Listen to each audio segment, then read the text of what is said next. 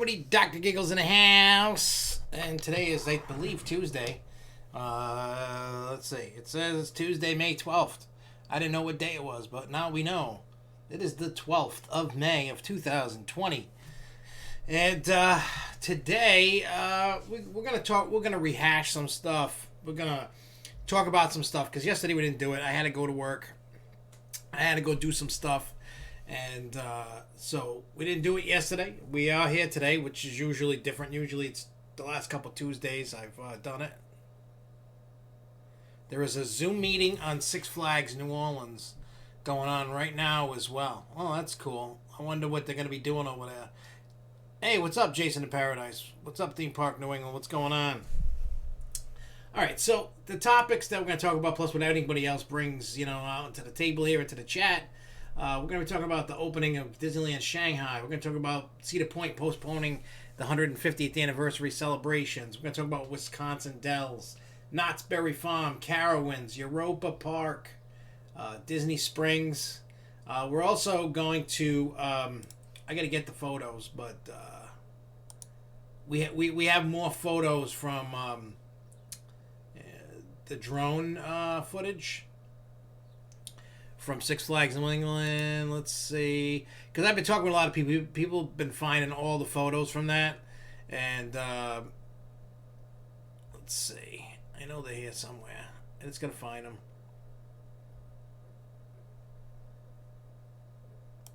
Because there's a lot of stuff that kind of, what do you call it, kind of brings out some stuff that we're looking to see. And things we're trying to figure out, what are they based on these pictures, because there is some cool stuff.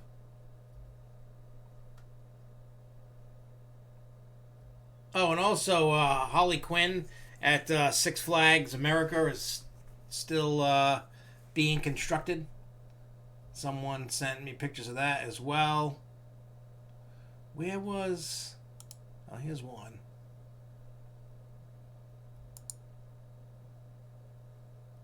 Save the image.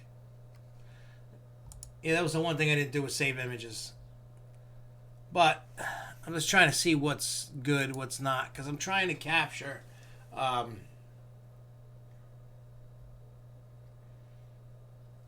some picture, trying to get the pictures that capture the best. So let's see.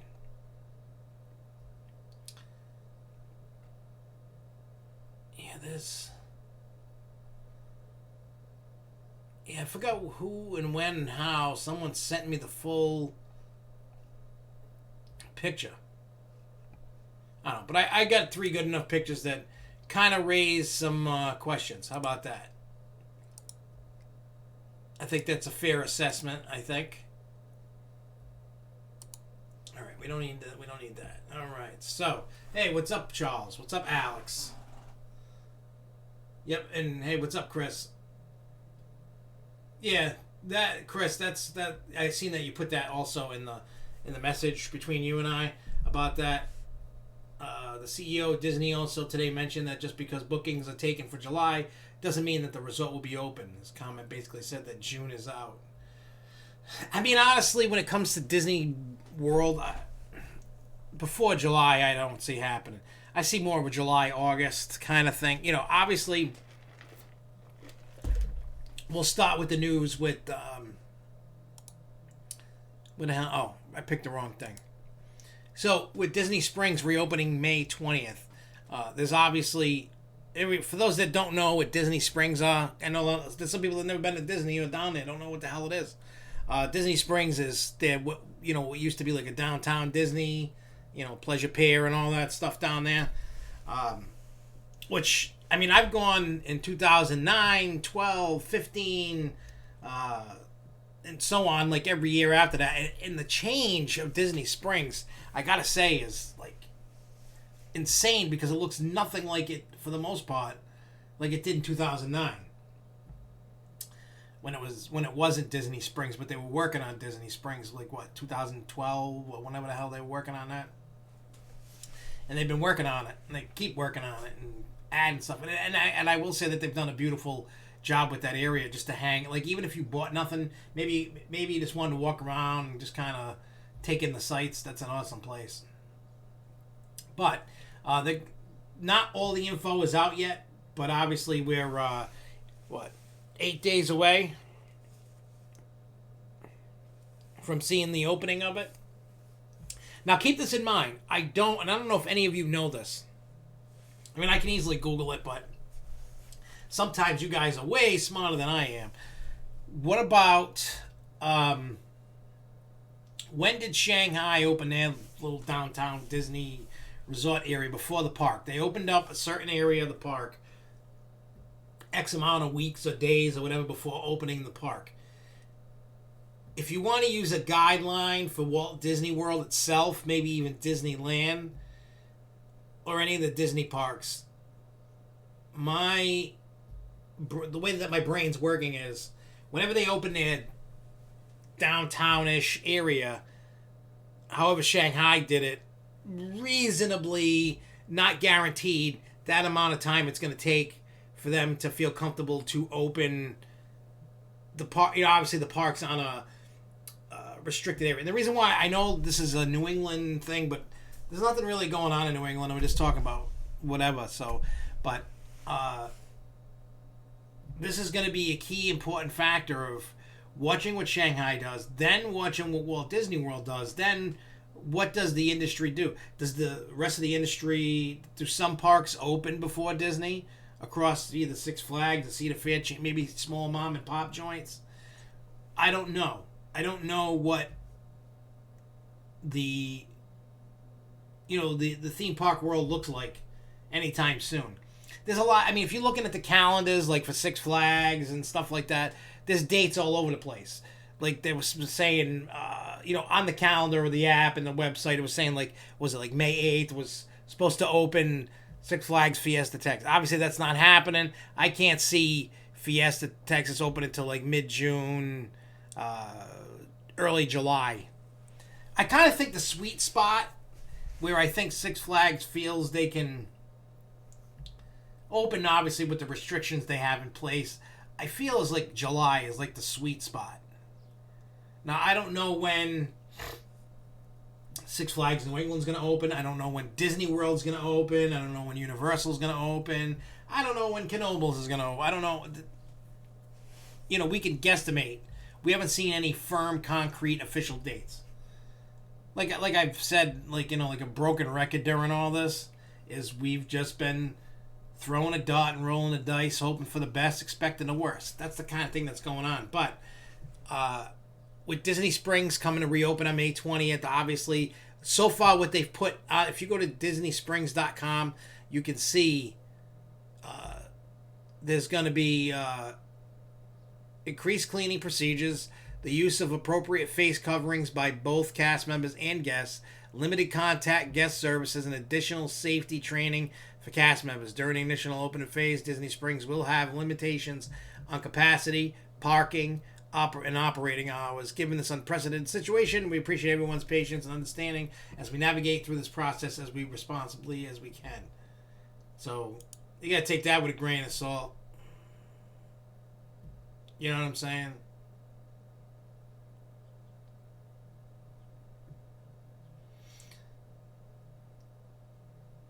Let's see.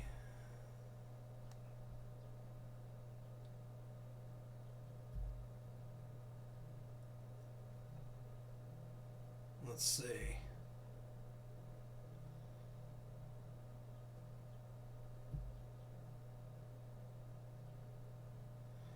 Yeah, I mean, when you go to Disney Springs, you're gonna see. You're probably not gonna see the World of Disney open. You're probably gonna see some restaurants open. Obviously, takeout. They're not gonna allow you to hang around and sit. I mean, this is what I'm guessing. I'll keep paying attention just to see what, as we get a little bit closer and closer and closer to their opening. We're gonna find out a list of shops that are open, restaurants that are open. I mean, I think if they just stick to how they're doing it, it should be okay. Like, you know what I mean? Like the other stores and stuff. If they just stick to that, you know, because it's gonna suck, because I also saw with Disney World, like when you go into Disney World, guests are gonna have to wear masks.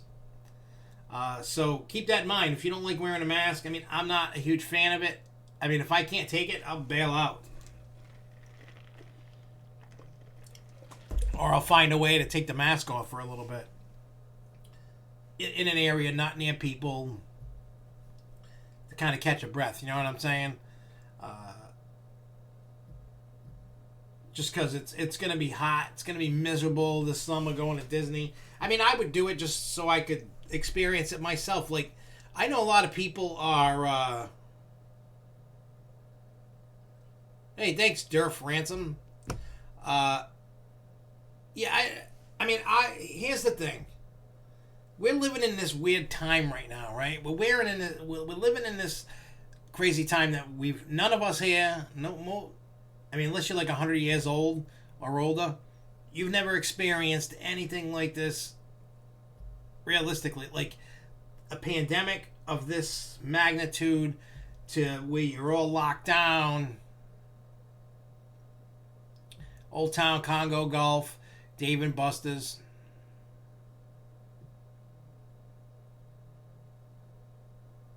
You know, so what I think is, if, I mean, for me anyway, yeah, I know my Disney Imagineer friend went to Dino World when it opened. He said it was like $10 to get in, and he said it was nice. Because it was just nice just to get out and do something.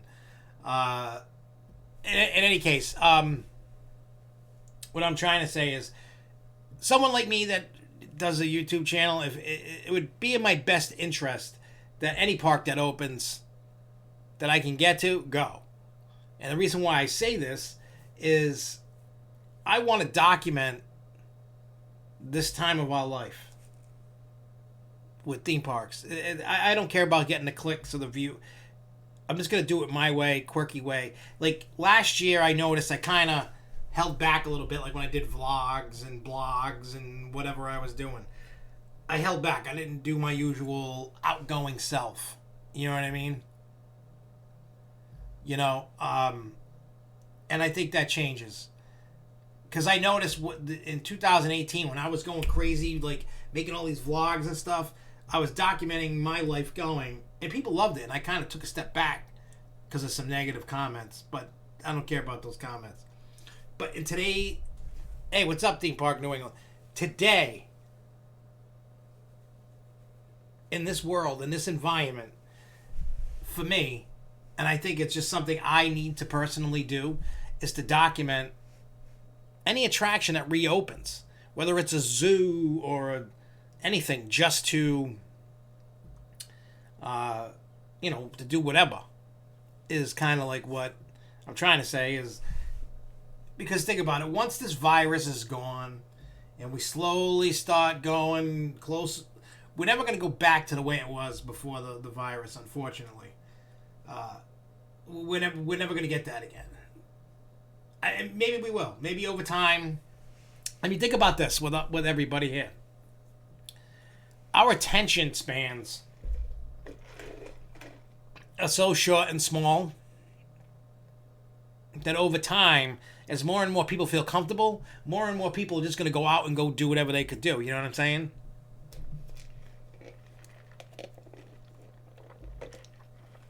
So, with that being said, even if you're not a YouTube channel or an Instagram, document it for yourself. And the reason why I say that is just something to look back on, to have it, like, wow, look at this crazy crap. Just for that alone, just like look at the crazy crap we had to do. You know what I mean? And Chris, I totally agree. I think, look, the virus will go away at some point. When that is, I don't know. Maybe it sticks around like the flu every year, and we got to do this every year, like deal with this. I don't know. Like I said, I never said I was a scientist. I'm a fake doctor. my whole Dr. Giggles thing was from doing music years and years, you know what I mean, for all those years. Uh, Actually, this year marks 20 years of Dr. Giggles music. Wow. I mean, I haven't made new music in a while, but, well, I did last year, well, a year ago, whatever I did. So, uh, regardless, now's the time to document. Matter of fact, anytime we do stupid things with you know, I've been recording, you know what I mean, like certain things to make myself a little stupid coronavirus movie. I mean, it's not going to make any sense. It's going to be stupid. But I think July 4th, period, weekend should be, that's when theme parks should open. Think about this, right? Hear me out on this. Think about whether it's Six Flags, Cedar Fair, whoever. Think about this for a second. What if July 4th was the opening date across the board? That weekend. You're celebrating America. You're celebrating kind of something, You're celebrating something. People are going to be like, yeah, like that's like the best 1-2 punch. We're not going to get Memorial Day. So having it with a holiday mixed with a holiday weekend mixed with, kind of celebrating that we're coming out to the public. Yeah, I saw that they canceled the 4th of July for fireworks. What is that, with the Boston Symphony there? I've watched it on TV. See, there's a difference between that and a theme park. If they have their capacity restrictions, it's probably like 5,000 people, probably.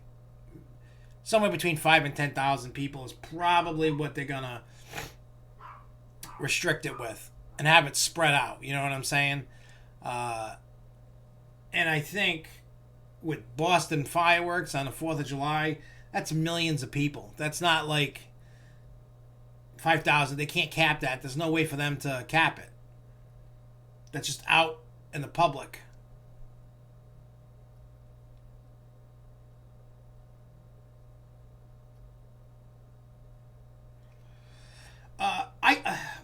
I mean, with most diseases,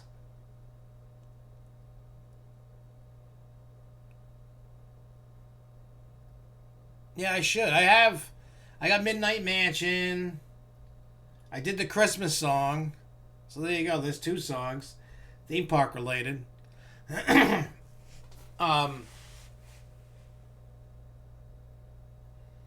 yeah, I mean, they could do that. Here's the thing. They got to figure out how to. So, I saw this article. I didn't finish reading it, but it was on Screamscape about now is the time for shared responsibility between theme parks and park guests, and I'm totally for that. It's kind of like how Pennsylvania rolls. You know what I mean? Like they don't allow the park guests to run rampant and sue over everything. You know what I mean? But I don't know. I think with any virus that you see, whether it's the flu, whatever. Oh yeah, I have the cruise ship one too. Yeah, not a bad. I should make a coronavirus one too. I don't know.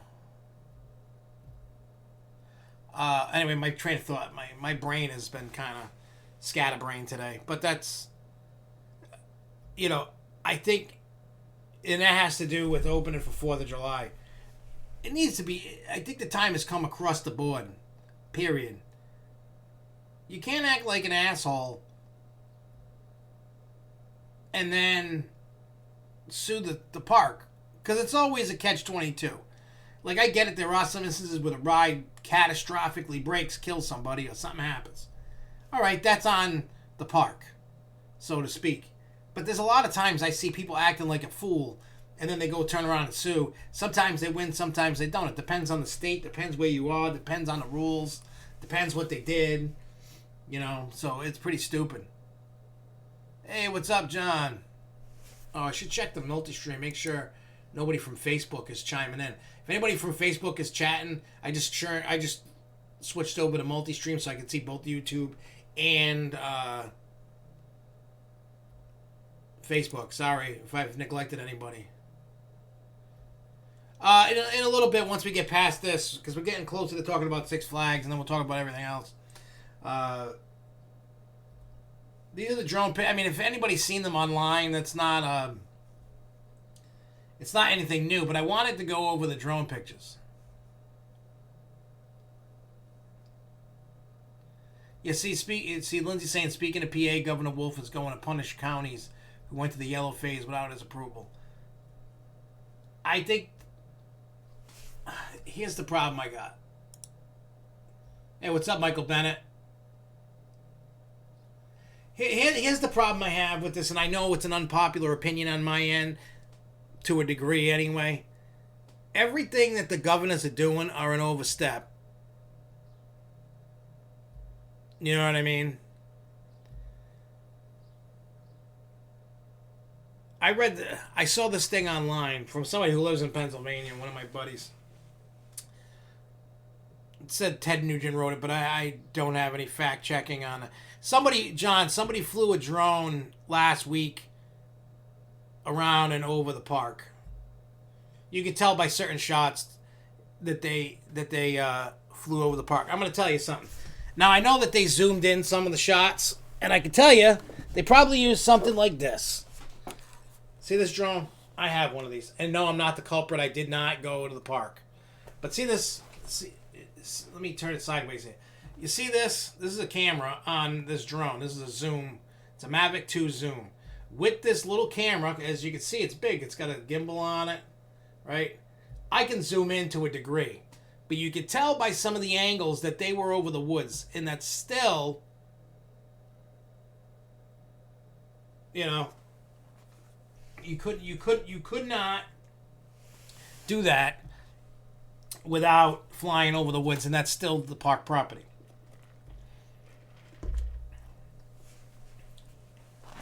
As a matter of fact, I got a message from Jen today about the drone. She was out of the office and away. So Jen was questioning me this morning about the drone photos. I was like, it wasn't me. I had nothing to do with it. But they're definitely looking into it because that's a big no-no. So whoever did it is probably going to get in some trouble with the park. Just saying. Pre-warn. Whoever did it is going to get in trouble at some point. So regardless if they were over the river or not. The park, period. There's a no drone that they don't want it. But in any case, so like I was saying, there's an overstep of boundaries. Like, I get it. Like, people want to be safe, and that is fine.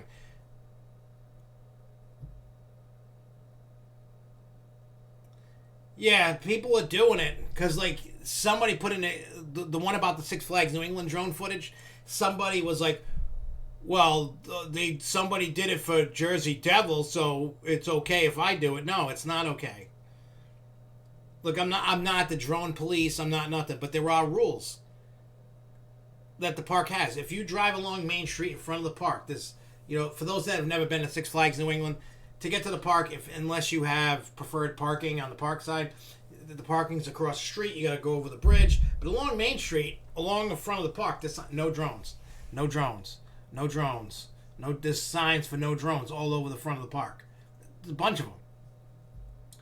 So that means you do not have any and all.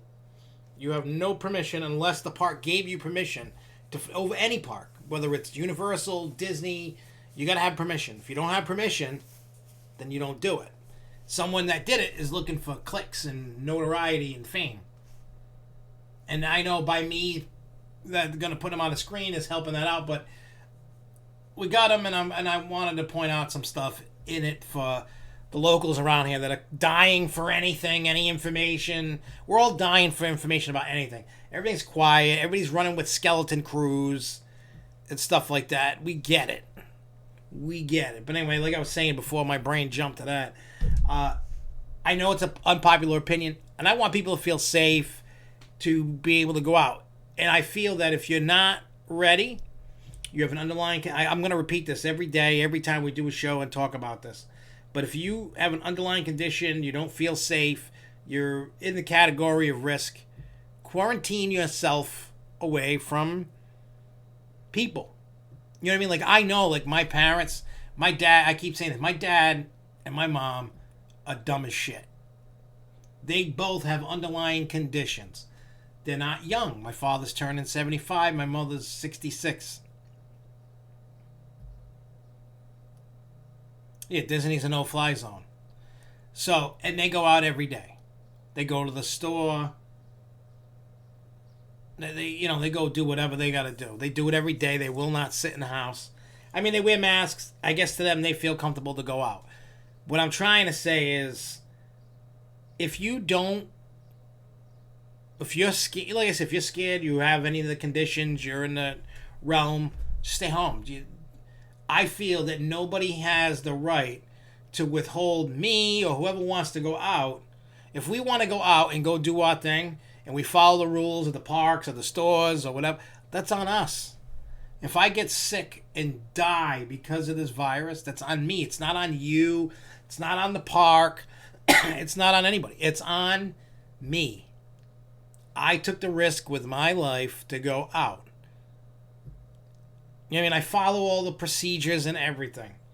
I mean, it's not going to matter. I mean, if it's okay to put, 200 or 300 people in a Walmart or a Target, then why isn't it? There's no difference. There's something bigger. In my mind, you can let me live in my tinfoil world, and you can say I'm an idiot, but I'm just telling you. If you want to go out, you go out. And then, like the thing with Pennsylvania, if nobody wants to go, they're going to stay home. But nobody has the right to tell me to stay home when I want to go out. End of story. I'm not going to tell you guys to stay home or go out. It's your decision what you want to do with your life. You. Not me. You. My life is my life. Your life is your life. If you don't like what I do, don't watch, don't look, block me, whatever. If you think I'm crazy, that's fine. Call me crazy. But my difference between myself and other people is difference. I've already had the virus run through here. So I'm no longer afraid of anything. Well, I wasn't afraid of anything to begin with, but I am the mentality, well, not everybody in this house is ready to run out, but I'm ready to run out. And whoever wants to run out that door with me when we can, we will.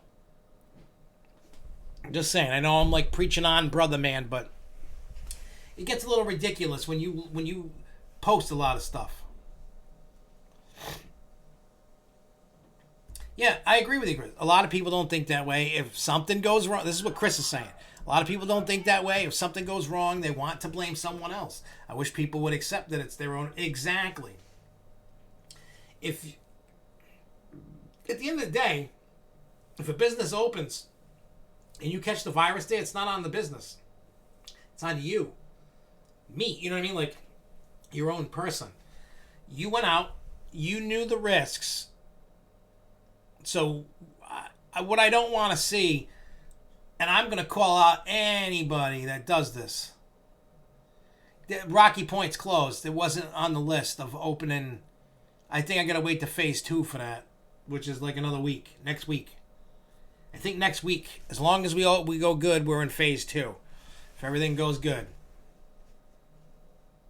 I think. Because I think the Wicked Witch is on right now. But again, if you go out and you get sick and you go and sue a business or something because you went out and got sick, you should not have the right to sue. Everybody out, and I'm telling you now, so you can't say you didn't hear it. You can pretend you didn't hear it. But if somebody says, I'm like, no, I warned them on the show, they watched the show. I will sandbag you. I will Tekashi 6ix9ine your ass. I will rat you out. So anybody out there listening, it's up to you when you want to go out or if you want to stay home. Has anybody seen well, John, you've probably seen it. Not anybody else that's not from around here. If you paint the skin color of our governor green and you put a witch's hat on her, she looks exactly like the Wicked Witch from The Wizard of Oz. She looks identical. I'm sure, John, you've seen that, but I've seen it, and I cracked up laughing. She just dead looks like... She's got the nose and everything. She looks like the Wicked Witch from The Wizard of Oz. Tomorrow I'll do some more goofy videos with Snapchat filters and stuff. Like I do at least once a week. But, like I said, it's on you. It's not on the park. It's not on Target. It's not on a small business. It's on you. You walk out that door and you get sick, that's on you. So if you're not ready, stay in. See, quarantines and stay-at-homes are for the sick, not the healthy. Now, I get it. It can bounce around because if you don't have any symptoms, you're walking around normal like this every day, just da-da-da-da-da. Yes, you could pass it on. You can... They're actually saying now that asymptomatic people, even having the virus, it doesn't transfer as much. Not as bad, but it still does. Yeah, I wouldn't take that. You couldn't pay me to take that vaccine. Not happening. Nope. It's poison. It's too soon. If January it comes out, it's right around the time. That is about 12 months. That's okay. But if somebody, anything before January, I wouldn't touch with a 10-foot pole. Not even December. It's too early. Even though there's something going around saying that this thing's been around since September. Now they're saying...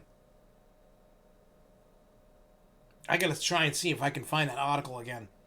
That says that this thing could have been around here, as been in the world as early as September of last year. Which would make a lot of sense on a lot of personal things that I've seen. And somebody was asking me something, and I think it was Alex, and I apologize for not answering it. I gotta find it. Where did you put that? It was a while ago, and I apologize. Oh, about... You see some internet chatter about an RMC Raptor coming to Six Flags New England. Any thoughts on that? And then somebody asked... Oh, and then Ryan asked me something. I'm going to tell you right now with the Raptor at Six Flags New England, if one's coming, it's not going to be 2022-23. Things are pushed back. I don't have any official confirmation. I don't know if the Supergirl ride is on site, but if the ride is not on site yet, like even in maintenance or somewhere in the park, Supergirl might not be opening in this year. They might have just pushed that to next year. If they're not physically building the ride, now it could be as of the 18th they can, you know what I mean, build it, because I think construction right now is no go in Mass, which is weird because Rhode Island you can still construct stuff. Connecticut you can't construct things, but I don't know. It's just weird how certain states are doing certain things and other states ain't, and nearby. So, if it does, cool. I'm down for it. If it doesn't, you know, so I really don't know. I mean, I haven't really heard, but I haven't been paying attention either. You know what I'm saying? Like, I haven't really dealt with anything. And then Ryan asked me, SFNEOnline, is Six Flags still going to announce 2021 editions before end of the year, not August? I think they will do something small editions like kids areas, etc. It really depends. It's really, really, really, really going to depend.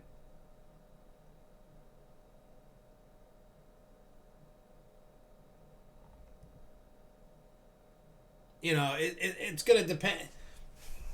It depends on a lot. Did they open?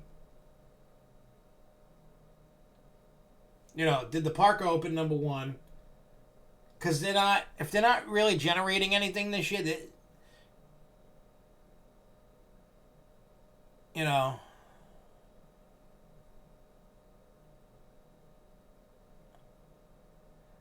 so I don't know.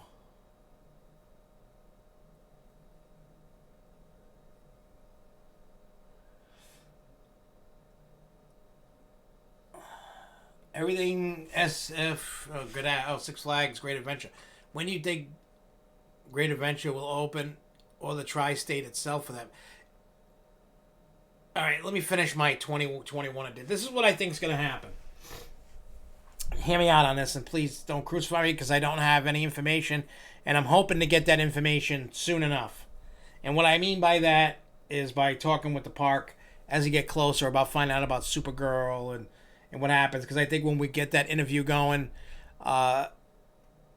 with Six Flags, when they get closer to opening, yeah,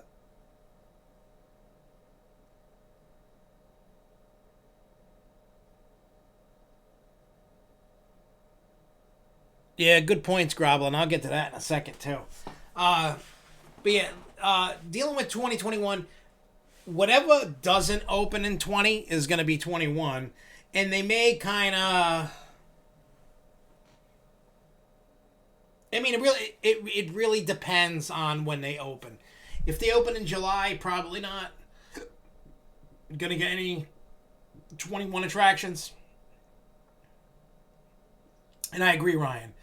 You got a feeling 2021 will be 2022 editions instead of, instead. That's what I think next year for the most part. I mean, you will get new attractions next year. Ones that are already paid for, been, you know what I mean, and so on. You will get some attractions, not a lot. Like, I could see Great Adventure, like building a new kids area because they took out a kids area and then they can retheme it, spend minimal money on rides, just refurbish them, repaint them, retheme them. Not a big deal.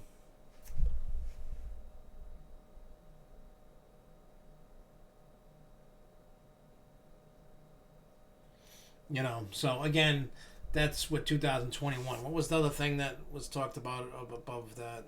Oh, everything Six Flags Great Adventure. When do you think Grand Ave will open? Tri-state area. Here's my thinking about this. This is my thinking.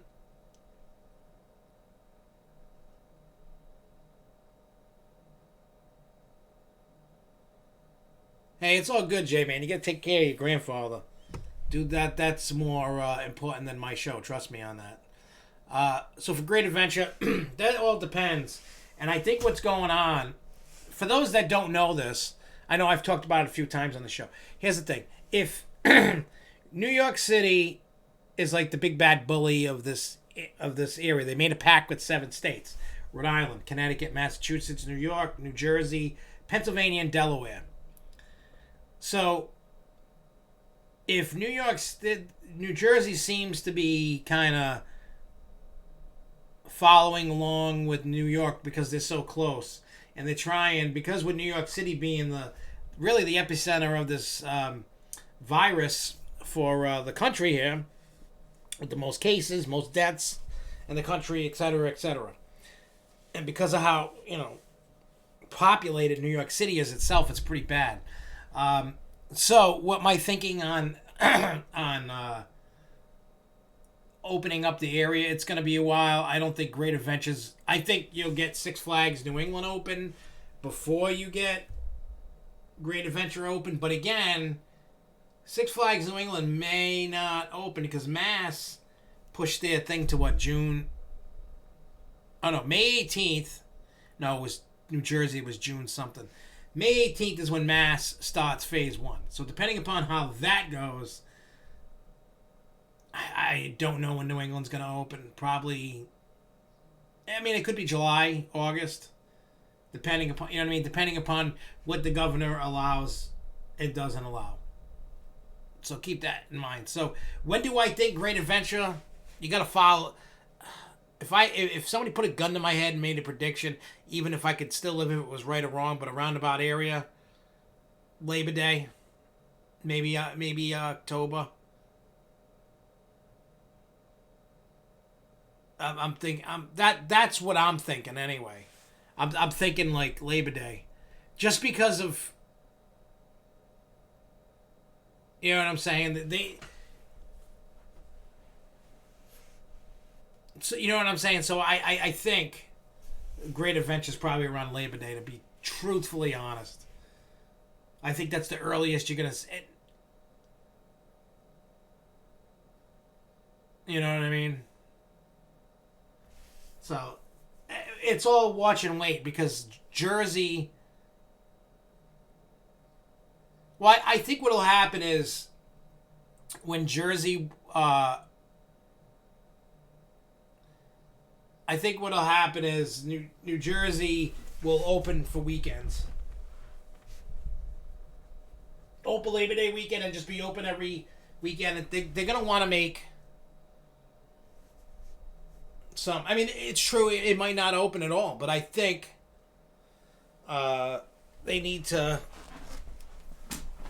It's just so weird when you're trying to like pick a date and try to get it to work and try to think when you think something's going to open. It's so tough because you don't know what the states are allowing and not allowing. It's a mess.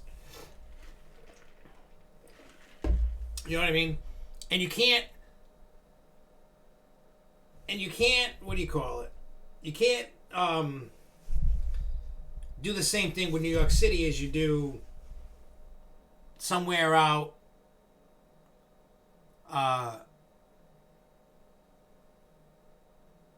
You know, if you're thinking of when they're gonna open and do whatever, I don't know, man. It's kind of baffling me because it's like you can't say like out in the middle of a cornfield, right?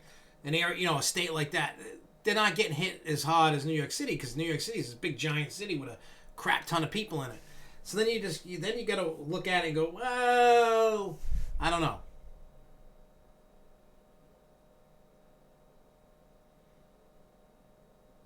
Yeah, but a second wave isn't guaranteed to come, and it's not guaranteed not to come. We don't know.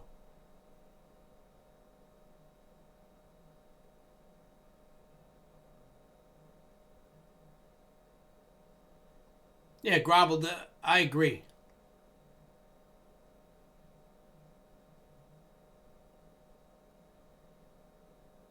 What you're saying, Alex, the debt will be rolled over into new notes. Six Flags only has to be able to pay the interest. Yeah, that's what they do. They keep kicking the can down the road. They keep paying down debt. They keep paying this, that, the other, whatever. They're saying it's going to take until 2000. They're claiming 2024 for a lot of the economy to recover back from this. You know what I mean?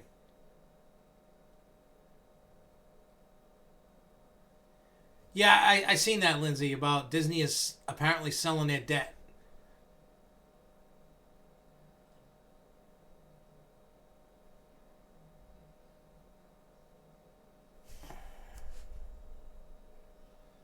Also, the new $725 million note is secure, so if they don't pay, the parks are collateral. And I don't think Six Flags is going to get into that. People will keep jumping on oh no, the virus is going to kill SeaWorld. The virus is going to kill everything. Right now, up until the end of 2021, all the park chains are, I don't know about Disney or Universal, but all the parks, SeaWorld, Cedar Fair, Six Flags, liquid wise, they're good until the end of 2021. Right now, in the moment. So right now, nobody has to worry about them going under. Nobody has to worry about any of these parks closing down. I know Alex and some other people. It's not just you guys, and I'm not picking on it. I see it all over there. Sell these parks, sell these parks, sell these parks. Think about this. There are parks. There's like top 5 or 6 major parks that do good. You got Magic Mountain, you got Great Adventure, you got Great America, Over Georgia, Six Flags New England. I don't know how the Texas parks do, attendance wise, but for the most part, those are your core parks based on attendance that I've seen in the past and all that. Used to be Six Flags Over Texas. But I've been hearing bad things about them lately.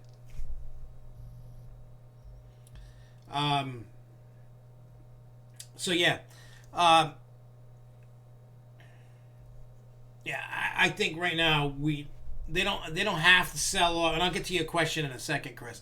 I think right now, uh, with everything going on, uh, I don't the parks that aren't as popular, right?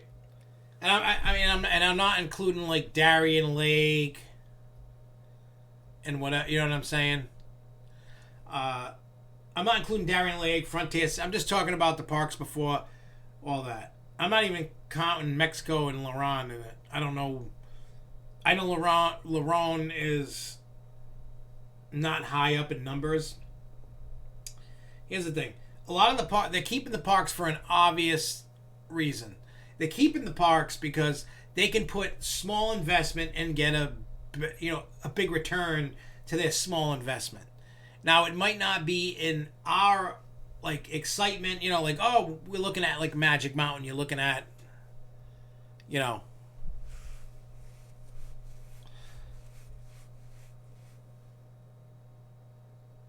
So again, you gotta look at it. They obviously leased parks for whatever reason that they had, whether they were good leases or not. They felt in their business model, which is probably wrong, could be good, and they'll see. I'm sure there's ways to get out of these contracts. Like if they can't do anything with it, hey, we're done. We don't want to do this. Here's this. Might have to pay out a little bit to get out of it. I don't know.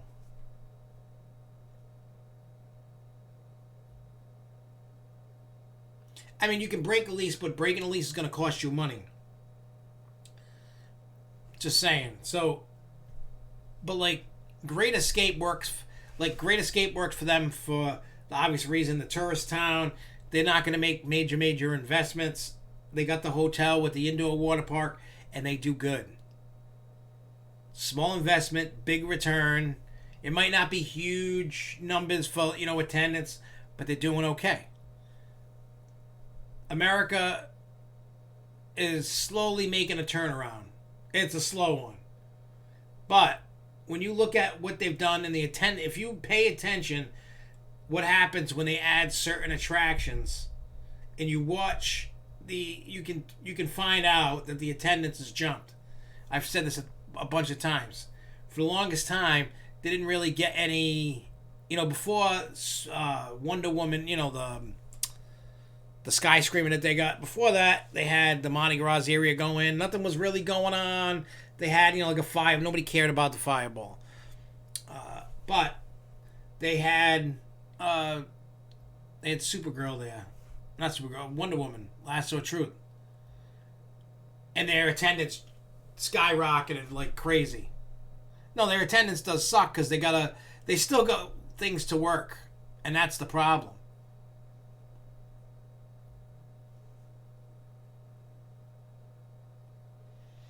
So they just need to find the attractions that suck the people in. I don't know, like with Harley Quinn going into Six Flags America. I don't know. You know what I mean? Like I said, I don't know the attendance jump that they're going to get from season pass sales, etc. by adding Harley Quinn. But if it's probably going to do the same thing that the Skyscraper did for them with Harley Quinn. It's a different, unique ride to the area. Boom. I mean, yes, they could go from America. They could drive up to Great Adventure and get some of these rides. You know what I mean? It's just a weird. When I talk to the people, like I said, during CoasterCon, during the tour that I was on, and I ask questions. I'm like, why don't they do this? Why don't they do that? You know what I mean? So, it is what it is, and I don't know. You know what I mean? I mean, don't expect, like I said, don't expect 2021 attractions. Just don't expect it.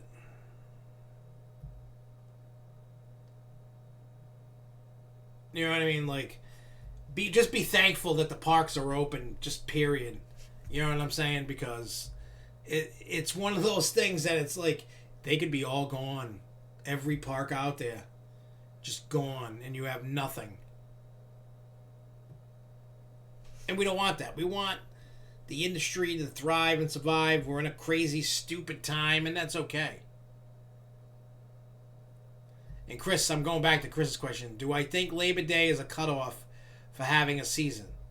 I feel if a seasonal park can't make that, they probably won't open for expense. You're probably right on that aspect, because look at a place, especially like a Lake Compounce.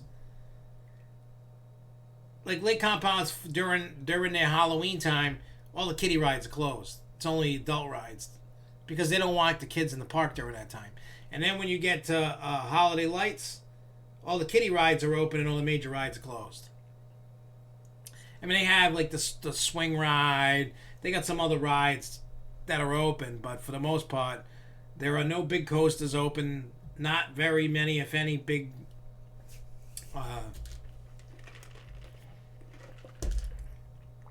rides, etc. So, like I said, I think I agree that Labor Day should be the cutoff.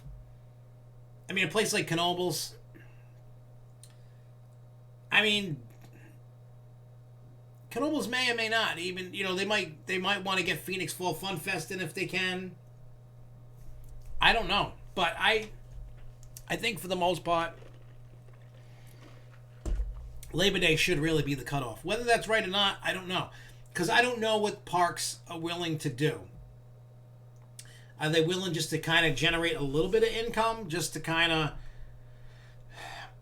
I mean, even if they just did weekends only for a month or two, just to kind of practice for the next year, because 2020 and 21 are going to be exactly with the social distance measures and masks and all this other crap. I think that's what you're going to see for this year and next year. I don't think they're going to open next year and go, everything is back to normal. No social distancing, no nothing. People are going to be a little leery. I mean, they could. Because here's the thing. We don't know if a second wave is coming. That's number one. We don't know if a second wave is coming. If it comes, how long does it last? Does it start in October, November, or December? And does it last again like this? Do we have to be locked in our homes illegally for months at a time every year because of this? We don't know if it's coming back. We don't know if we get total immunity. We don't know a damn thing. We don't know nothing. And I'm still wondering if Ace is going to refund or extend the memberships. Because right now, we don't get to use them, so I hope that they extend them or whatever they do, because if not, I call it bullshit. I will be very vocal about that.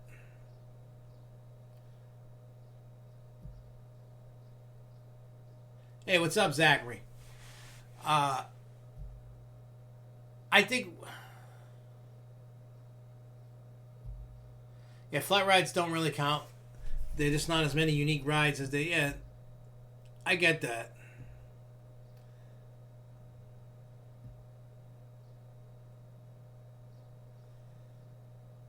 No, I think what...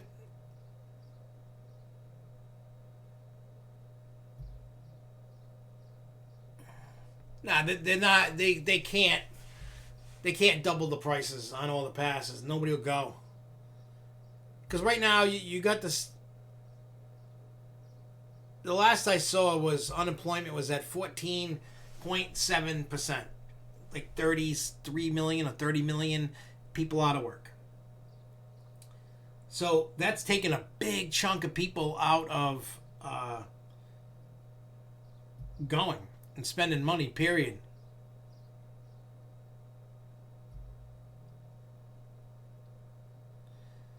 So,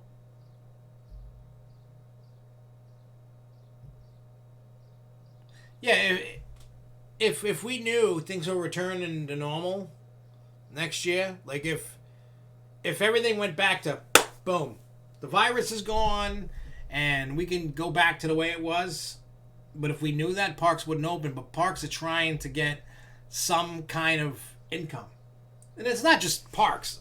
I know we're talking about parks, but I'm talking in general. Overall, everybody wants to open. I want to open, but I can't open. Because of a lot of unknowns.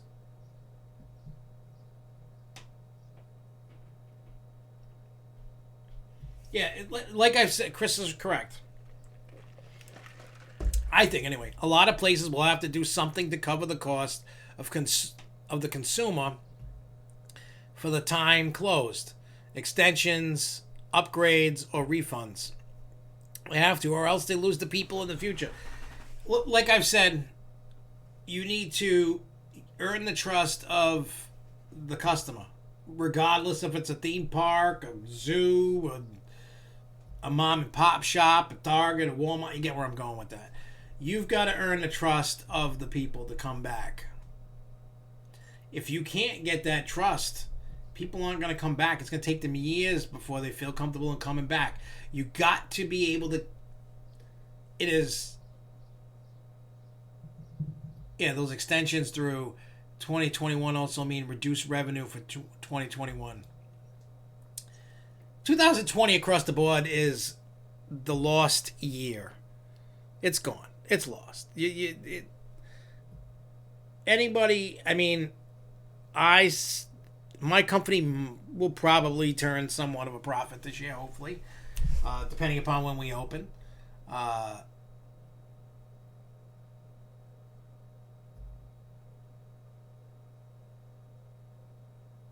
So with a lot of, it's trust before profit.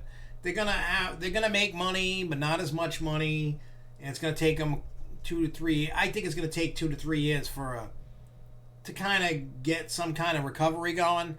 But based on the data from all the different news sources and whatever you see, the data the parks have been having and cruise lines and stuff is, once things reopen, people are ready. I'm not saying everybody, but there's a lot of people that are like, let's go. Like, I want to go. I want to go have some fun. What happens when I do that? I don't know. Can anybody? Yeah, okay. You might have been getting my mic in stereo. Maybe that's why people have been hearing doubles. I don't know.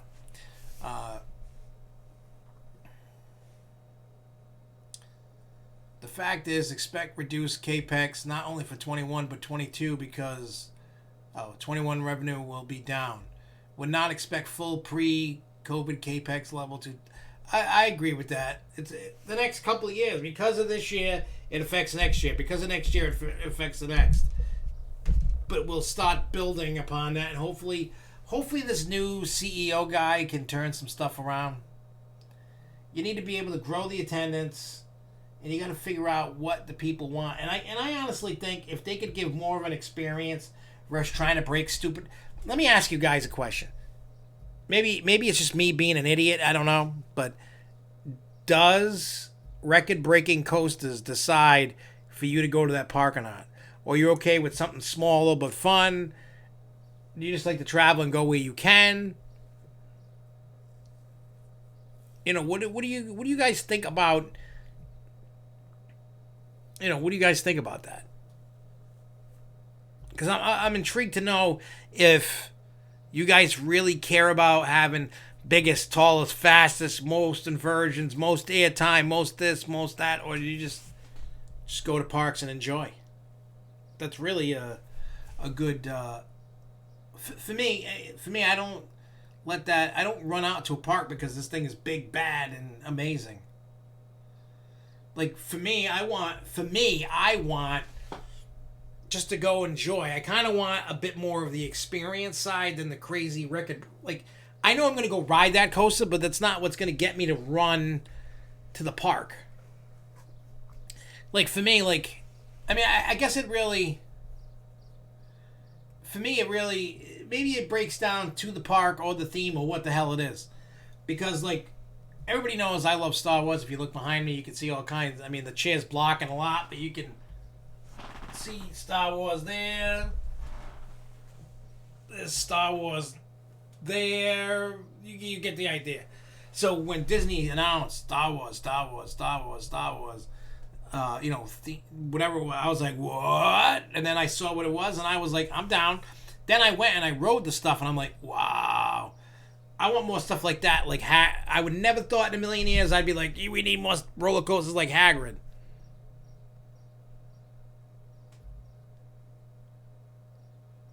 You know what I mean? You have changed my mind on Joker. They are better than I give them credit for.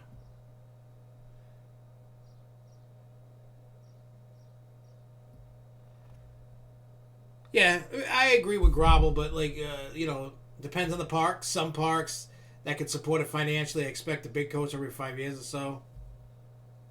Yeah, I mean, I would prefer things to be more unique instead of clone, like especially with coasters. I totally get it. Like the flat, we say this a lot. Flat rides. There's not many totally different rides out there to do that. Yeah, if you spend more, if you charge more money to get in, you're gonna get better attractions. But I think, you know what I mean, when it comes to whether you're gonna move it to a different model, if you're gonna try to make something unique, you could. But that's for us coaster enthusiasts. That's how we think. The parks look at it. It's for the general public. Yeah, you gotta look. Anytime there's a new attraction coming,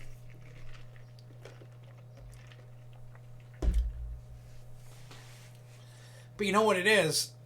The general public, not a lot of people, surprisingly, I mean, millions of people go to Disney, but not the whole. There are people that have never been and will never go. And for those that don't know much about Disney itself, if you've never been, and then you see the quality of attraction, I'm talking about general public. We've all seen Disney attractions, whether we've been or not, through all the videos. And I'm sure a lot of the general public have, but the general public are like, hey.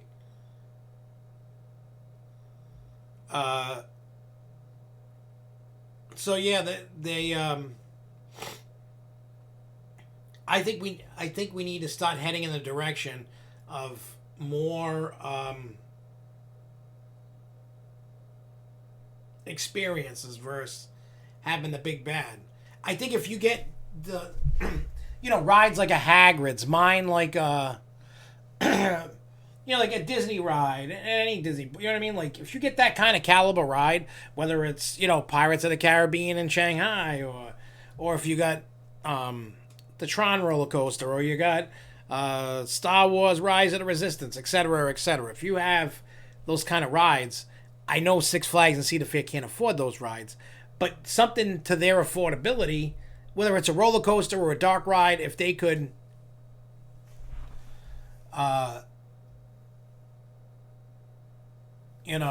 so it's different. If you can get that in there to the people will eventually learn to love it. But you got to figure out the happy medium and spend money and whatever.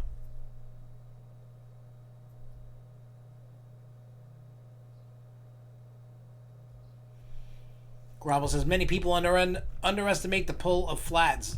Zempirla discoveries at many parks have longer and more consistent lines than the coasters at many Six Flags. No, you are right. You have no idea how many times that I've seen Harley Quinn at New England.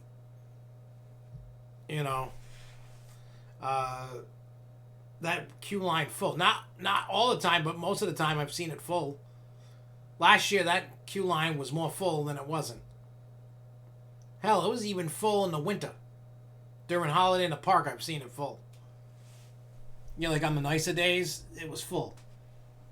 More likely to come to SFNE, a launch coaster or a Raptor.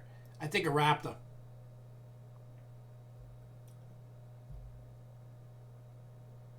Hey, you do need to spend money to make money, but I think right now, because of this current environment, people aren't gonna... Parks, in general, aren't going to be spending, especially next year, they're not going to be spending a lot on attractions. There are some parks that will because they've already paid for a ride. But parks that haven't paid for a ride, don't expect it. Do not expect a ride of any type. At all. Just don't. expect the worst, hope for the best kind of scenario, because when you look at everything going on,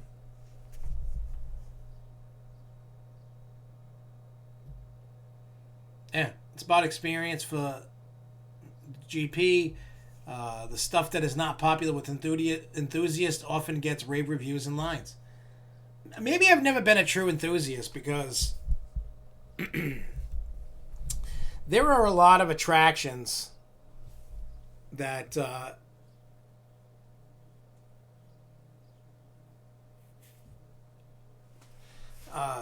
that I rave about, that enthusiasts call me a crackhead.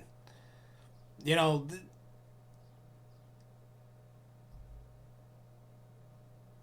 yeah, I agree with you, Alex. I want them to. I want them to survive. I want them to. It's okay if they don't. What they should do is give the parks a little bit bigger budget. You know what I'm saying? And beautify the park. Paint buildings. Add more flowers. Add some damn trees to these parks. Add a lot of cover to cool it off, especially in these hot days. Yeah, I love Harley Quinn. I know a lot of people that think Harley Quinn's a piece of shit. I love Harley Quinn.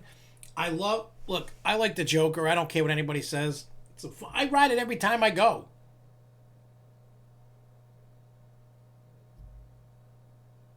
You know what I mean? Like, I ride Joker. I ride Harley Quinn. I ride the Riddler. I try to ride as much as I can, depending upon the. I know there's some days that are really busy that I go, and I'm like, I'll ride it next time. I'm not waiting in the line. And the next time I go, I ride that ride. You know, I know a lot of people are gonna hate this, especially for New England. Kidsopolis needs to get repainted, maybe rethemed, and they could probably do that next year. That might be a nice, cheap way to kind of refresh it. Even if they didn't replace it with anything and just repainted, refreshed, did something to it, I think it would be better. Just saying. You know. Yeah, Six Flags New England needs trees. There used to be a lot of coverage with trees in that park. And they've ripped out a lot of trees. Like where Kidsopolis used to be, the Paul Bunyan place, there used to be a ton of trees. And now it's just wide open. I liked it better when, you know what I mean? Like, I liked it better. I think, hear me out, I think Looney Tunes and Kidsopolis need to get repainted, redone. You know what I'm saying? Add some theming to some of the areas for the kids. Now, they need to stop with the stupid superheroes. That's one thing I'm sick of seeing. Like, come on, let's come with some original themes now. Bring back Mr. Six. I like that creepy old guy. I think he needs to come back. That Paul Bunyan area was cool. I miss it too. It was fun, right? It was a fun little area. Didn't have a lot of, I don't know. Some things that Riverside did were way better than Six Flags did, and some things that Six Flags does better than Riverside did. So, I don't know. That's why I'm just saying. I think next year, instead of, I mean, they could even go water park next year with a smaller. Water park doesn't cost that much, but again, I don't see really much of any rides going in next year. I don't see it. You know, I really don't see it happening in the terms of they need to save money. I would say spend the money, fix the stuff up, and work on the stuff.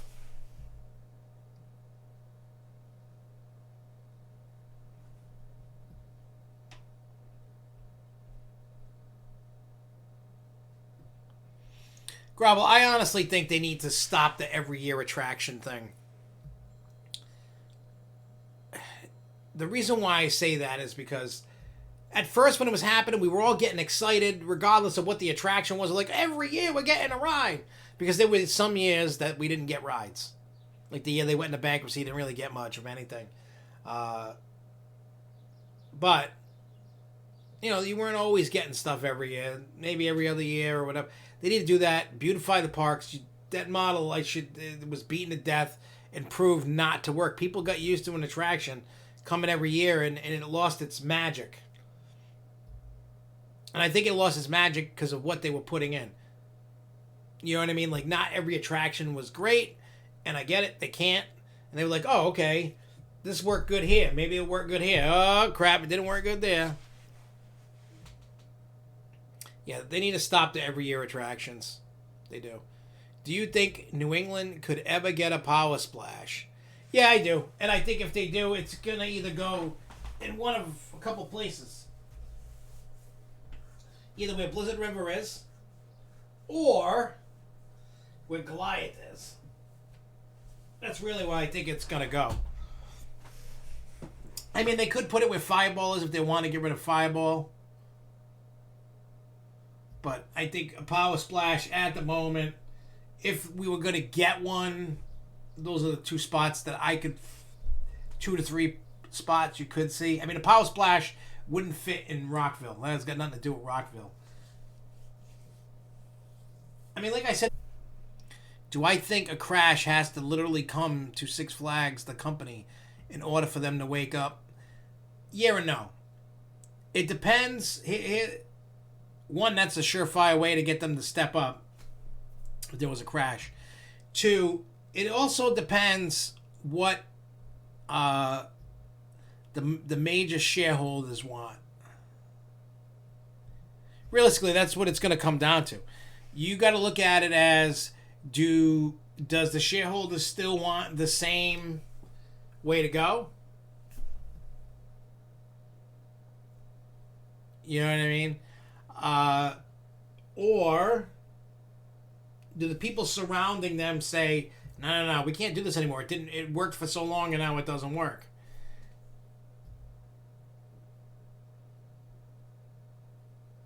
I mean, I don't know about you, Gravel, but I would personally be okay with a ride every other year, but a bigger ride. For me, I know that there would be enthusiasts crying like little babies. There would be some GP crying like babies, but that year they're crying, the next year they get something better. Whether it's a coaster or a better flat ride or maybe 2 big flat rides, I don't know. But I think, in my opinion, doing that, you get the best of both worlds. You get your park updated, painted, taken care of. It looks great. The off years, they can kind of add some stuff that they couldn't because of the rides every year. Getting a ride every year is taking up a lot of the budget. You know what I'm saying? I think if you could, every other year or every 2 years, get a ride. And spend the other, when you're not getting a new attraction. Trust me, all parks, in whether it's Cedar Fair or Six Flags, when they do that, right? They spread the wealth around. Every year, one park's getting something big. It's going around. Sometimes some other Cedar Fair parks get another ride quicker than they should.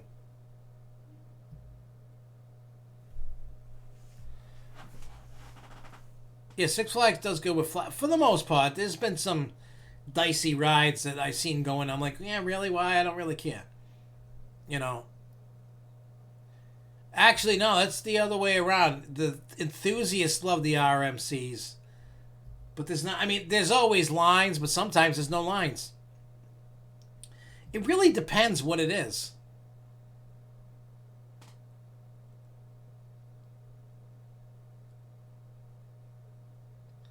Yeah, Raptor could go in that spot, Theme Park New England. They need to take out the Wild Miles coaster and put an RMC Raptor in that spot.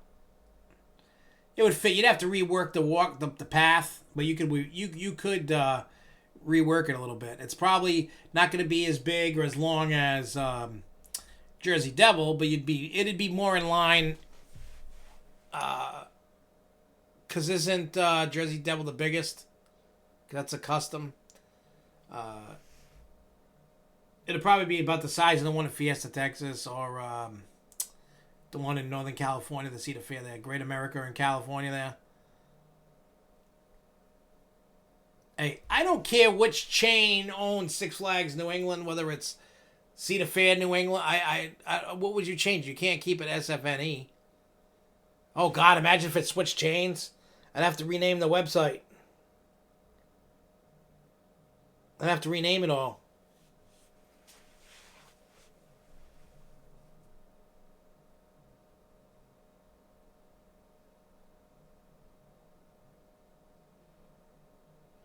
Yeah, some GP won't ride the RMCs at all. I've seen it. I mean, I've talked to people when I go into. Now, Riddler doesn't need to be taken out now. Riddler's fine with the new restraints. That went from being one of the worst coasters in the park to being the top 5.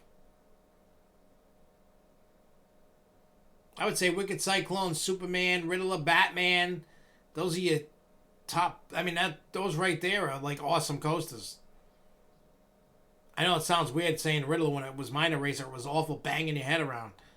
You don't, with the new restraints and the way that ride is, that ride's fine. You don't need, that ride is great now. If you haven't ridden it with the new restraints, Riddler is probably the best SLC I've ever ridden. It's not saying much, but it's the best one that I've ever ridden. I used to think the one at Maurice Pier, I rode it before it, I forgot when. Well, the first time, was it 2013, I think? Was when I went to Maurice Pier for the first time, I think. I'm trying to think, but I think that's the first time. And it is, it was great. But it went downhill, and I heard it's not that better. Well, that's a smaller version, and I heard, I rode it during Con in 2015, I know that. And I haven't been back to Maurice Pier since then.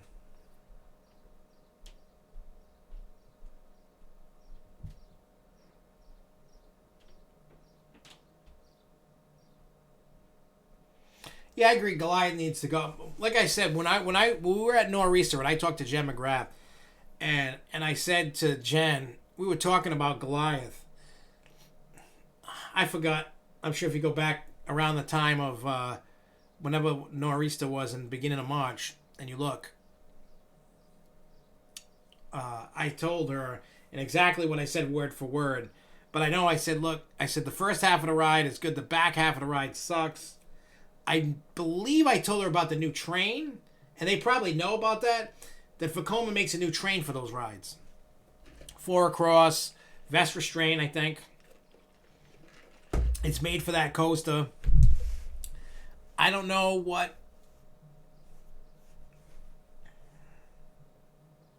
You know, I don't know. Goliath, I said, Goliath needs to go. I gave her some ideas. I always give her ideas. Hopefully, you know... obviously takes some of my ideas with a grain of salt and use some. I mean, I get it. Money talks. And if I come out with these crazy ideas, it's not going to work. They're not going to be able to do it because it's going to cost too much money. Yeah, I've heard that as well. Leadership hates the ride. The way that, from what I've heard from people that work at the park, somebody text me. Who texted me? That's funny. That's a good joke. Yeah, corporate, you really have to prove to corporate that the ride is a lost cause before they get rid of it. You know, I think they've proven that this thing's a lost cause. We all know it's a maintenance nightmare. I do know from when I talk to maintenance people that I don't know if they work there or not anymore, but they've said that they have to, those wheels for that coaster, the wheels themselves crack and they always have to make sure that they always have a full set of wheels in stock at all times, because the wheels crack, they get heated up, and then the type of wheel it cracks. That too, corporate probably doesn't want to spend to replace it probably. I think what they should do, and I know this sounds stupid, get the ride, sell it. Sell the ride to somebody, whoever wants it, or start with the ride rotation program. Pass that problem on to somebody else, to another park that doesn't have one or never had one. Let them deal with it, and even if I hate to say it, but even if that spot has to sit naked for a year or two, it's still not as bad as it's standing there and doing nothing. That's worse. You don't want a big lawn ornament standing there. I would highly suspect that ride most likely is not going to open this year. I'm willing to bet that they're not going to open that ride this year. I mean, they could, but I doubt it. I mean, if they could put that ride in there, they should give it to them over there. I mean, when the ride first opened, even with the staggered seating, it was still a fun, enjoyable. Hurt.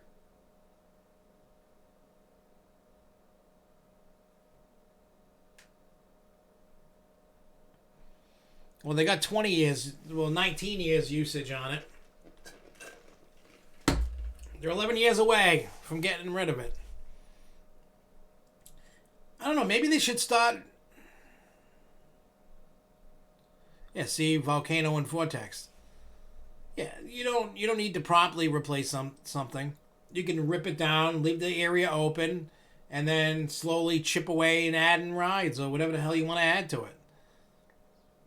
You could do that and have some fun. You know what I'm saying?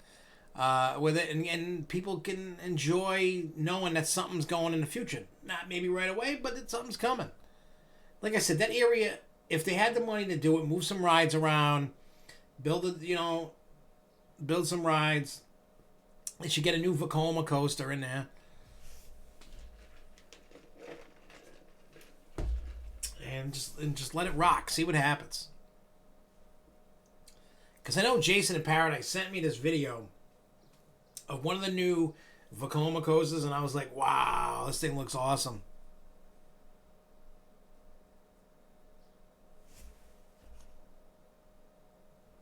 It would be fine if nothing replaced Anaconda at KD, as it's over water.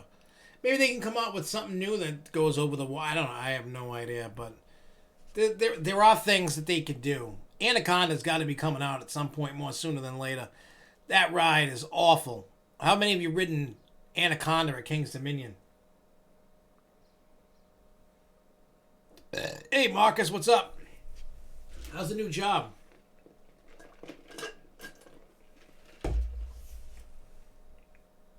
Marcus, you don't have to apologize you're late. We don't have an on-time police state here. Just saying. We don't have one of those. If you want us to have one, maybe we could ridicule you for being late. Marcus, you bastard, you were late. Shame on you. No, I'm kidding. It doesn't matter. You showed up. That's all that counts.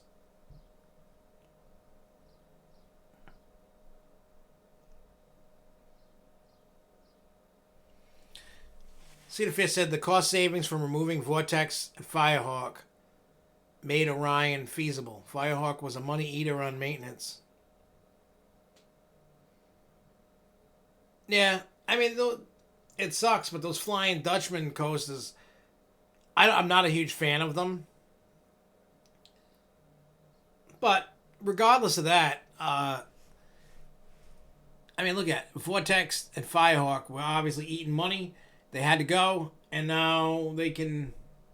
You're gonna see, we've said this in previous shows somewhere down the line. I don't know exactly which shows we talked about it, but I am a firm believer that you will see rides taken out regardless if it's going to be an empty spot for a while. They're just not going to want to deal with it. If it's a big money eater, like I could see like Goliath up here. See you later. I mean, if we went around to all the different parks for rides that are a maintenance nightmare, I can see, for New England anyway, Flashback, Goliath. What else is Tomahawk has been a little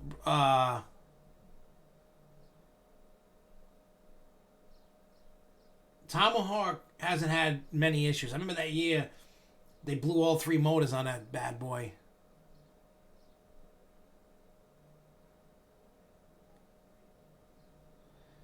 Yeah, I mean, nobody knows what's going to go. Like in King's Dominion, Volcano, that was a true maintenance nightmare, regardless of the issues that it had.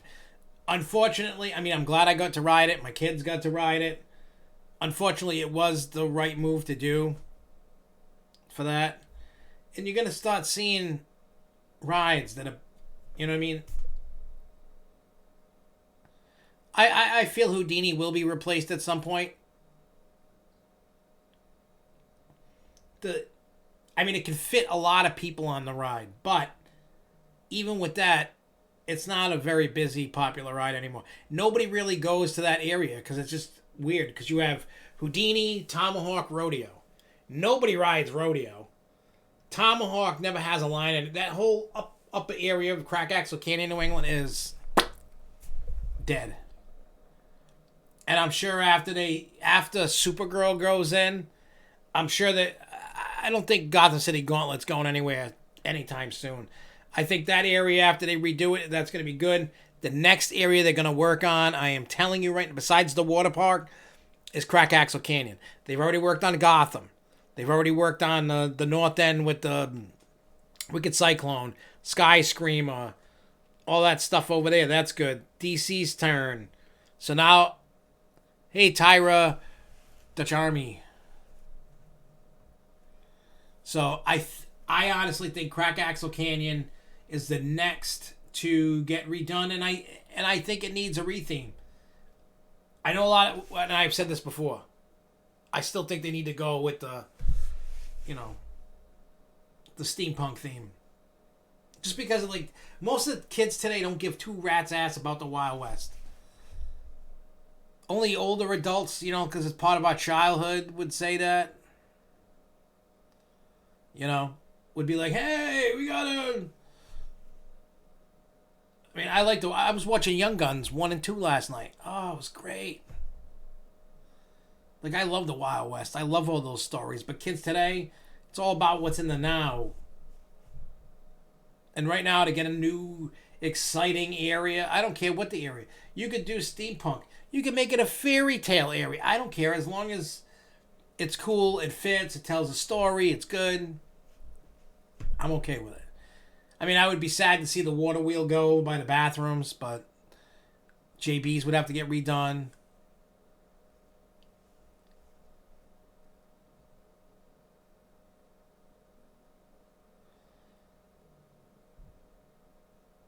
Goliath with the cracked wheels. That happens quite a bit. When it gets too hot, the wheels crack. Well, theme park New England, when you talk about dark ride, I said that to Pete Carmichael at Cyborg Media Day. I was like, oh, you need a good dark ride here. And he's like, we just put one in. So they consider Cyborg a dark ride. I'm like, no.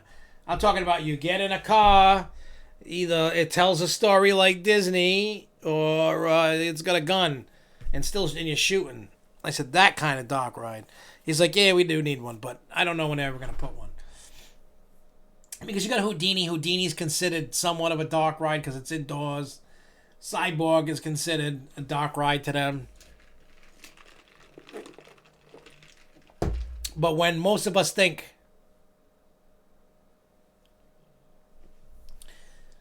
oh yeah, I mean, here's the difference between Disney and everybody else that does Frontier, what's popular. Disney does it right. Six Flags does not. And I get it. The problem comes down to money. That's the problem. The problem is always money.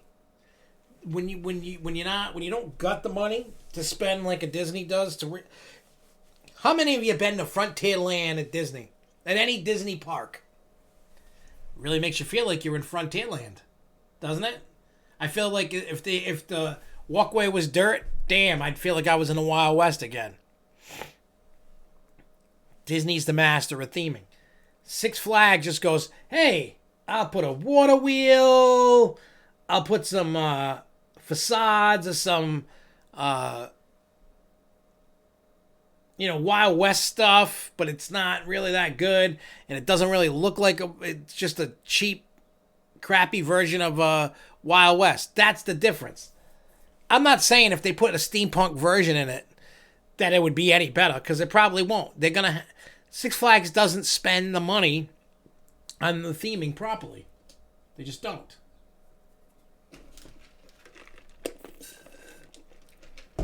And that's why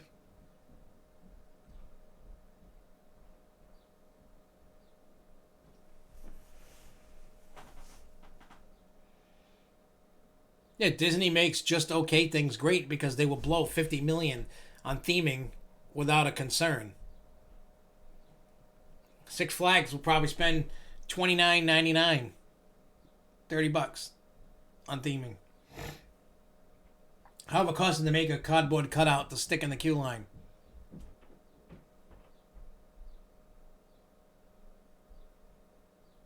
Oh, no, it is. I agree with you 100%, Rob. If you're not reading the comments that are rolling by here, he says Disney is a true theme park over an amusement park.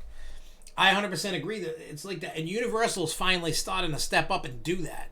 Because, like, Universal always had, like, this thing where they were theming, look at E.T. when they had Jaws and they even King Kong ride back in the day, Back to the Future, and what they have now. They're stepping up. They're not there yet, but they're getting there. They need to get rid of some attractions and add some new ones that are better. But Universal is really nipping on the heels of Disney. I think 10 to 15 years, they could be above Disney. They just got to get rid of the crap and add in the good. But Universal in Orlando, between Islands of Adventure and Studios and whatever they're going to do there with Epic Universe, is going to be a telltale sign of how they could do it. Yeah, Six Flags would go to Party City for their theming, but didn't Party City, for the most part, go away? Because I know they closed a whole boatload of them. But yeah, Six Flags will go to Party City for their theming. And I understand. I don't want to be a total ass towards Six Flags about it, but they really suck and they really need to change their way. They do, because if not, they're going to be stuck. Oh, I agree, Chris. I just think when I look at the parks overall, and I'm not saying Disney's perfect by any means, because some of their attractions should get removed or redone or something. Let's put it this way: if Universal didn't add the first Harry Potter area,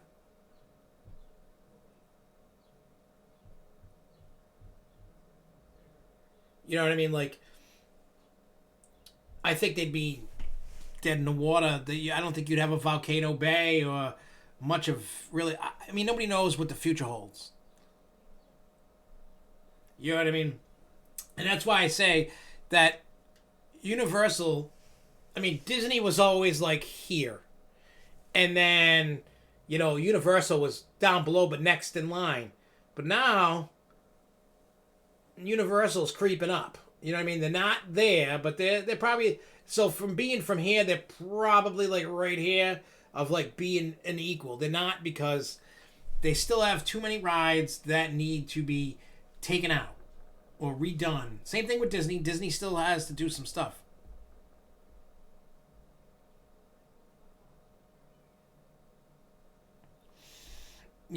And Epic Universe is definitely going to be a turning point. There's a turning point, especially with Epic Universe, that's going to happen.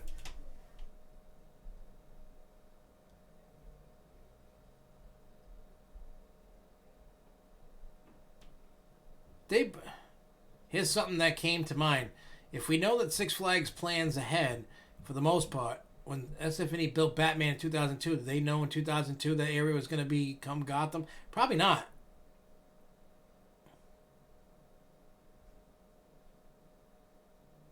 I mean, Six Flags plans 5 years out, but I don't think they plan like in 2002. Oh, by 2020 we want a Gotham. You know what I mean? Like, I don't know.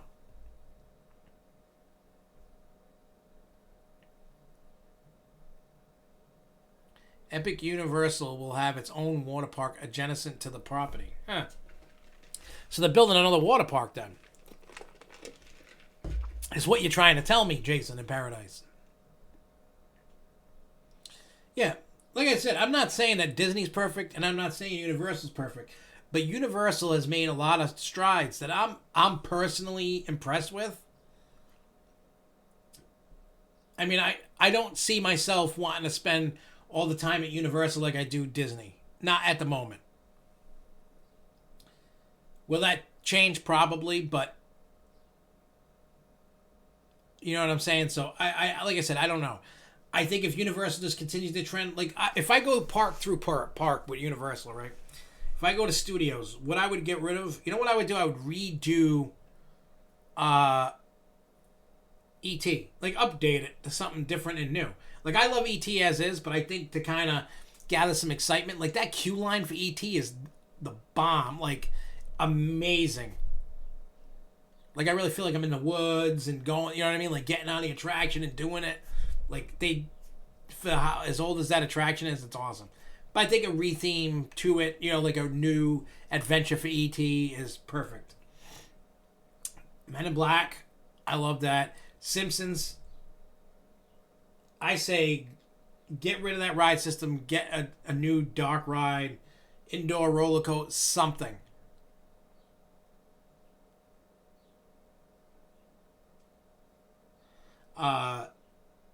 Jimmy Fallon, I hate. That's got to go. Fast and the Furious, that's got to go. I think they could do something much better with the Jimmy Fallon plot of land than Rip Ride Rocket. I like it. It needs a little something. I don't know what. I just wish it didn't hurt my balls.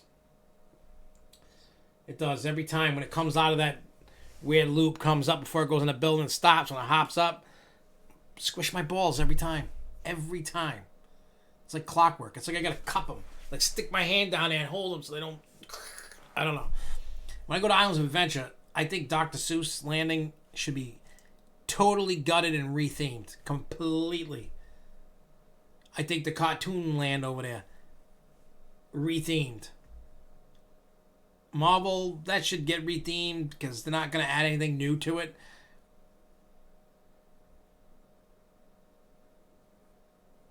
You know what I mean? They could do a totally new, awesome Six Simpsons dark ride. They could all day in that building. You can make that a 2-story dark ride all day long. In there. All day long. You go, you know what I mean? Like, I like the the Jurassic Park ride. They're gonna add a roller coaster. They're doing whatever over there. They got the Harry Potter stuff.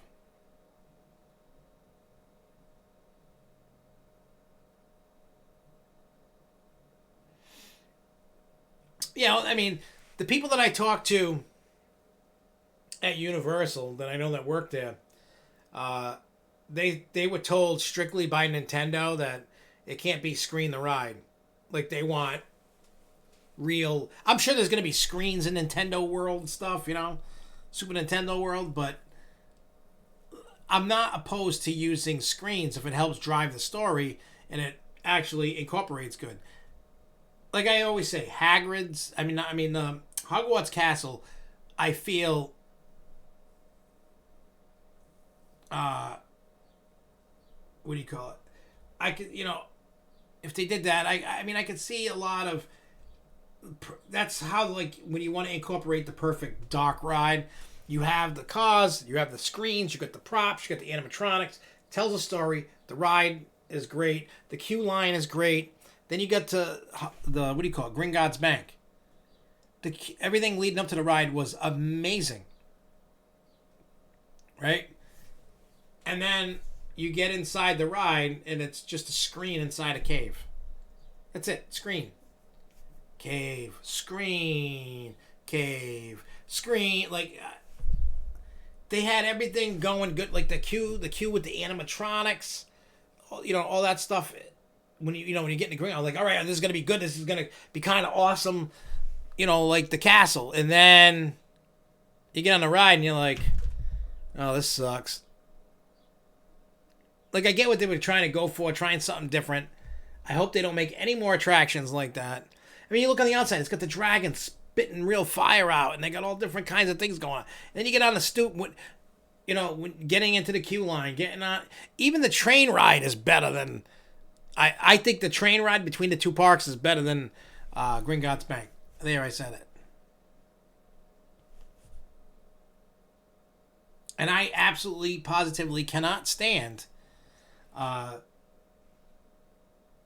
Potter. I hate the movies. But Hogwarts Castle, great ride. The train ride, great ride. Hagrid's, awesome. Great Escape from Gringotts. I can't get into it, man. I mean, when we go and people want to ride, I go ride it, but it's not. I try to.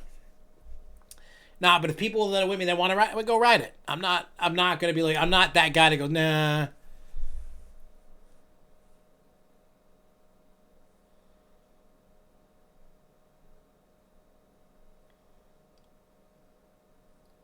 Well, now you need to get back there and go experience Hagrid's motorboat.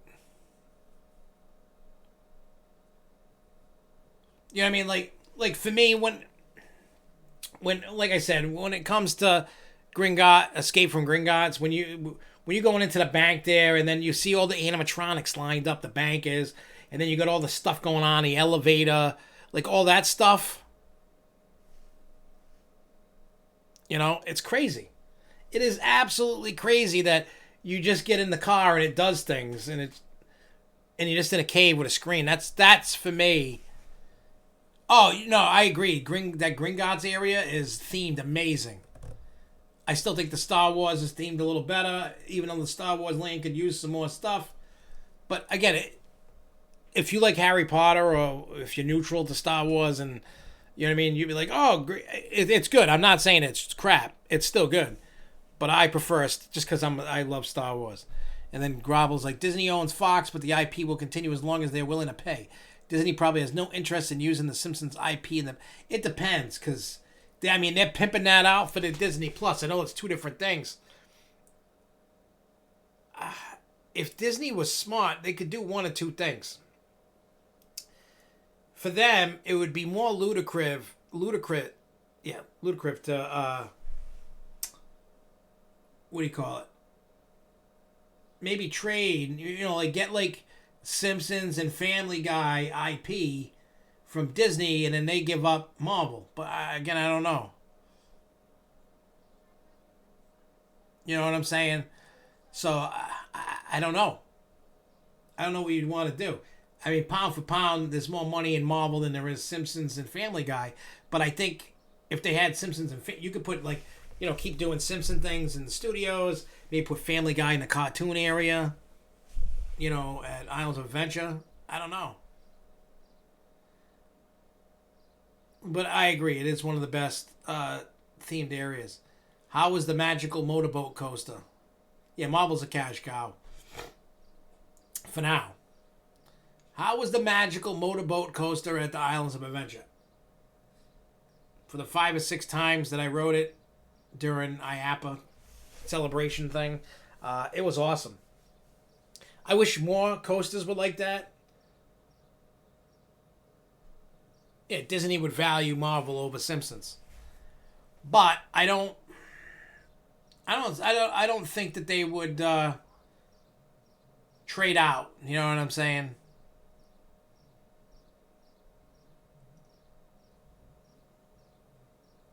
Family Guy will be moving to NBC Universal in the fall. So there's the IP. Okay, so that Disney's made a deal for something. I don't know what that is, but they've made a deal for something. To have Family Guy at NBC Universal in the fall. They there's some kind of deal for something. They probably quietly did something with the Family Guy IP between the two companies. What that is, I don't know. I'll have to search that up and see if there was some kind of backdoor deal done that we don't know about. I mean, it could have just when was that announced? Let me check real quick here. Family Guy moving to NBC Universal.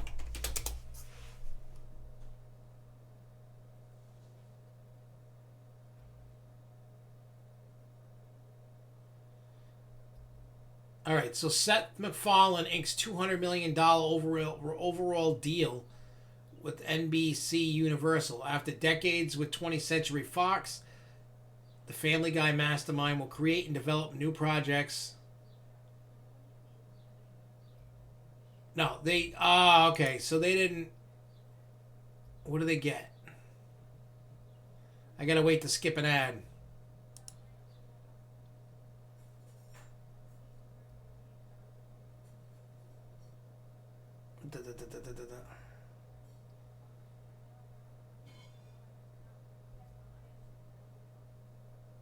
All right, so I think it's saying I'm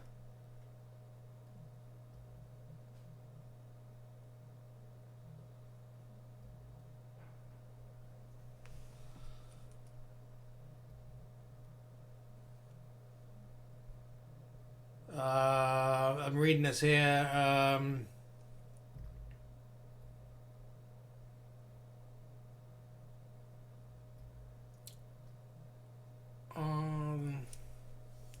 I guess this.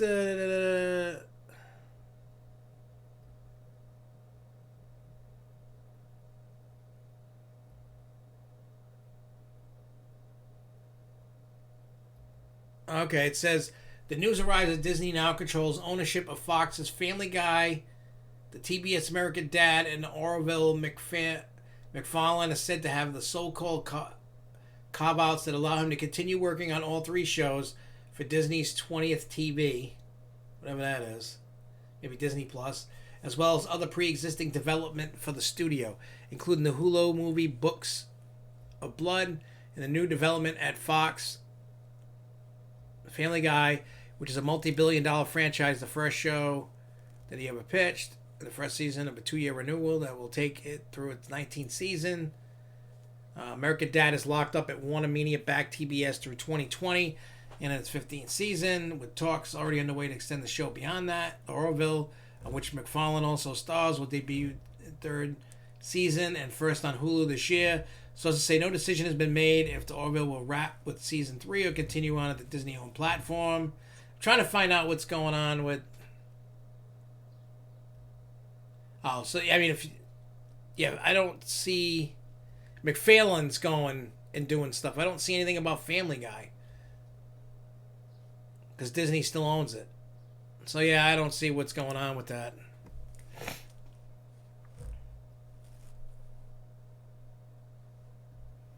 And Disney in the past sold usage for IPs while keeping the overall rights. Yeah, I mean, it could be something like that. It could be something like that. But I don't, based off of what I'm reading and looking, I mean, this is a really quick look at it's a long article. But it doesn't,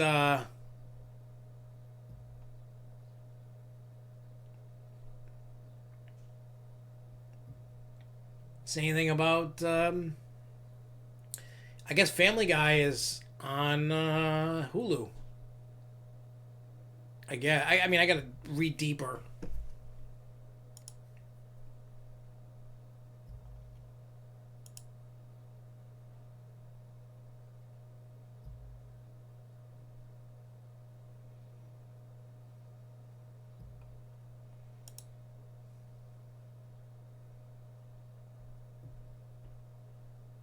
Okay, so... Oh, yeah, Family Guy's not moving, obviously, but people are worried that because of him making this huge deal with Universal that Family Guy might be in the toilet. That's what people are worried about. Okay, so that's what that means. It doesn't mean Family Guy is going to NBC. It just means he is. Seth MacFarlane is going there. Okay, that makes sense. We'll see what happens. Well, no, that's why it's good that we look at it. It doesn't apologize about. We look at it. Yeah, I think Disney's just gonna outright buy Hulu. I mean, they keep pimping it the way they. I mean, they're the majority stakeholder. They only got like what 40% left to buy or something like that. 40 to 30% left of it to buy. And I'm sure that other companies that own it are gonna be like, I'm out. Just sell it. Give me what I get. Yeah, Disney, when it comes to 20, is gonna let 20th Century Fox. Actually, I think they changed. I think it's 21 Century Studios now. I think they took the Fox name out of all this stuff. But they'll keep making Deadpool and other R-rated movies, which Disney won't make. So anything that wouldn't hit Disney Plus will probably hit Hulu. You know what I mean? That's probably what's going to happen that you're going to see. I do hope that we get to see at some point like Ice Age make it to the parks. That would be a good property. That's a good IP somehow for Disney to put in the parks. Come on. Ice Age, I still love Ice Age. Oh yeah, I didn't show those yet. Hang on. They were on Reddit. So hang on, let me put these in here. I forgot, my bad, man. They are on Reddit, the drone photos. We had nothing to do with it. The park keeps asking us who, and I don't really know the answer to that.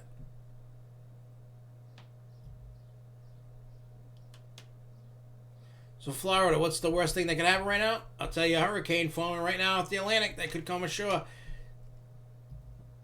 Yeah, that's going to be tough. I think we're all going to get whacked. I think even me up here is going to get whacked.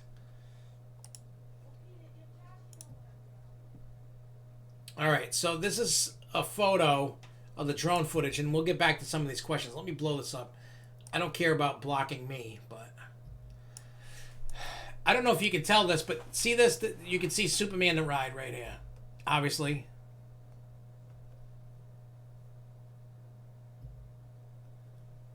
So let's try to make this a little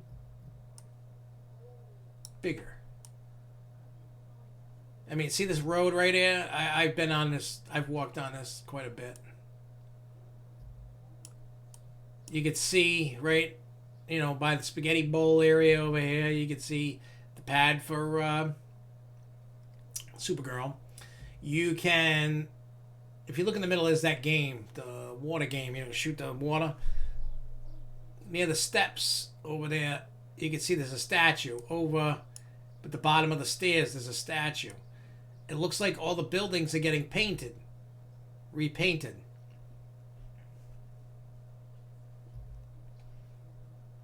So it looks like they're repainting this whole area. And if you look in the middle, you can see Fireball. This is Kidzopolis over here.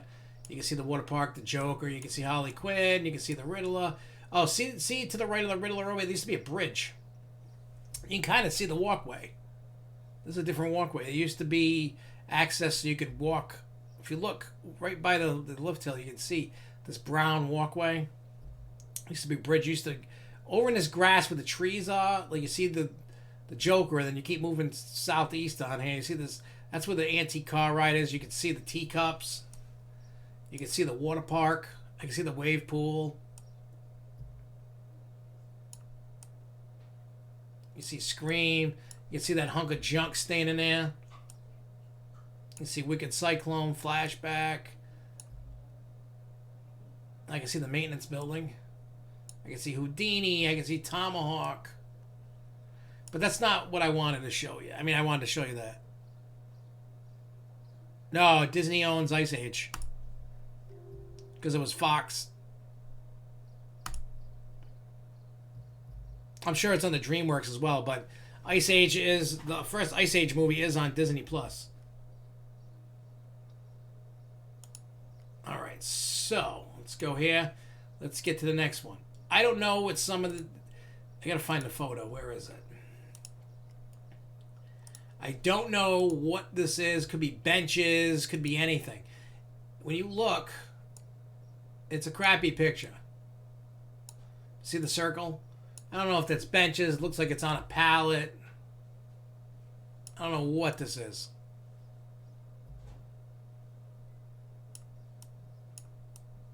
And you can see, how's that, Macho Nacho, and then over here is, what this dome thing is the pizza place. That's a bar with a red roof. Oh, you can't see any more than that. That's... So we're trying to figure out what's in the circle. What's covered in blue? Is it statues? Is it tables? Is it stuff for DC? Is it stuff for Supergirl? Nobody knows. And then one last photo.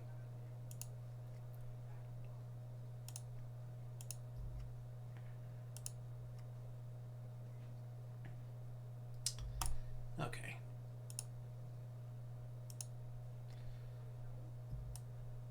This is at the bottom of the stairs. See the... This is where the stairs are, right over there. You can see the thing for the statue. But that building, it wasn't that color. I gotta look and find the photos. But this building has been repainted. So they're repainting everything. Which is nice. And then you can see... You can see the window right there for Harley Quinn. So that's probably where the controls are. This is probably like photos or shop. Stupid things. They still need to put the fencing up. Over there. I mean, they got a bunch of fencing there. But they got to get more fencing up.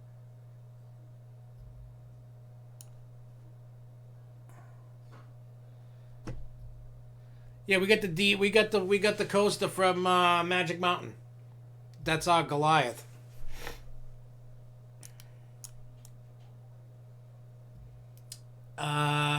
It operates sometimes.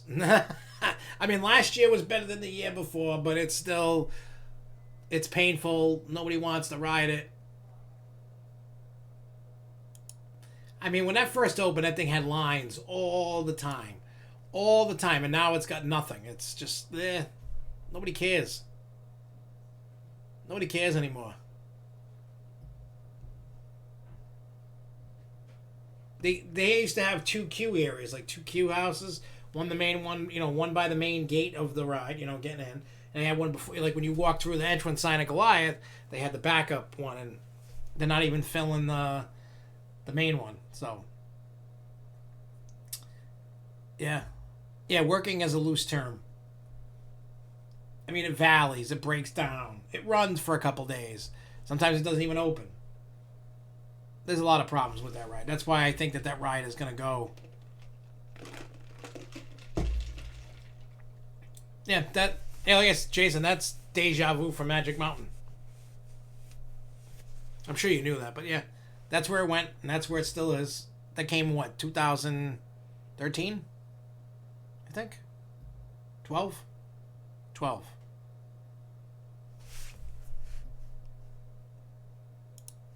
I think 12. When did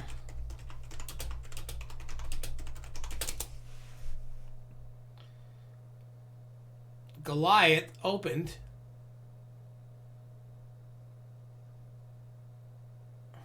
May 25th, 2012.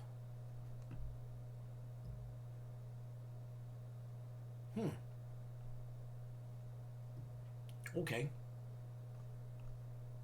So there you go. There's your answer there. And yeah, Cedar Point. I got it right here. I don't think I wrote it down. Damn. So basically, the only thing that they're continuing to do is that, try to win a ticket for life thing. The golden ticket to win. All the parades, the nighttime shows, all the celebration things they were going to do, all the events, even Costa Mania, the Costa Camp Out, all that has been postponed to next year. There is no nothing. The possibility might not even be a season. We don't know. It depends on what the state of Ohio does. All right, we talked about that. I'm going to talk about a few other things quickly, and then we're going to get out of here. So, Europa Park's going to open on May 29th. And they got distance and messages will be used in the park. Restaurants keep groups separated. New digital queue management system will be used to also enforce social distancing through the park's official app. They will also release an additional distance radar app that will introduce a gamified way to keep correct social distance while in the park. The park will also be increasing cleaning standards, adding disinfectant stations, and using contactless payment methods. However, the show and cinema theater attractions will not be open at first, and the Rulantic will also remain closed for the time being. While visiting Europa Park, it will be mandatory for guests to wear a mask that covers your mouth and nose in all covered areas, waiting areas, as well as while riding any of the park's rides and attractions. It's worth mentioning that hotel restaurants will actually open before the park on May 18th, starting with outdoor seating areas only. So Europa's own, that's what they're doing for Europa. Carowin says parades and night events postponed until 2021, but everything else is on like Donkey Kong. Knott's Berry Farm to plan 100th anniversary and Ghost Town live events are postponed until 2021. The new dark ride will be ready to roll with the park when it reopens in 2020. Well, that's if it reopens. If it does, which I think it will, the new ride will be ready to rock. Wisconsin Dells is for Mount Olympus is refusing to refund tickets. During this time, there was a lot of people that wanted refunds, but the park is only allowing rescheduling events and tickets at the moment, and the customers are furious. There was some guy that got laid off. He wanted a refund for his kid's birthday because it wasn't opening at that time. They wanted a refund, and Mount Olympus told him to eat crap, basically. So we know Disneyland Shanghai officially opened. I don't know how many of you watched the videos. They had like an opening ceremony, and as they walked down their main street, they had cast members out clapping, welcoming back people. You've seen the rides with distancing every other rows and all that other stuff. So we'll see how this works over the next couple weeks, couple months. Because look, realistically, I know the majority of the theme park world is watching this to see what happens. So we're probably... We're in May, so...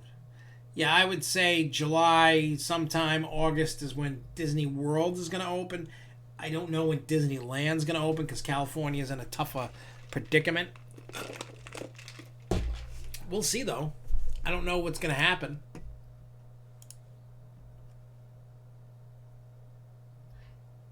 Yeah, I saw that. So didn't Orlando.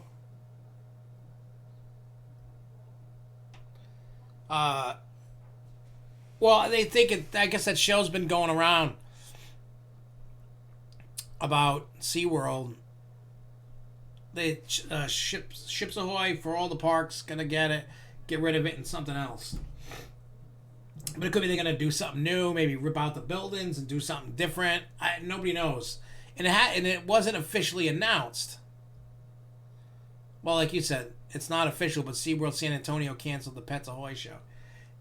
They probably needed to. I mean, I know a lot of people watch it because when I went with Jess, did we go with the kids?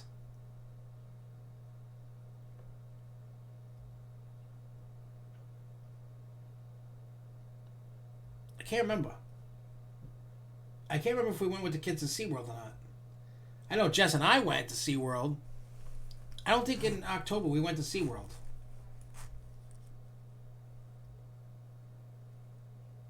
Yeah, I don't think we did. I'm trying to think.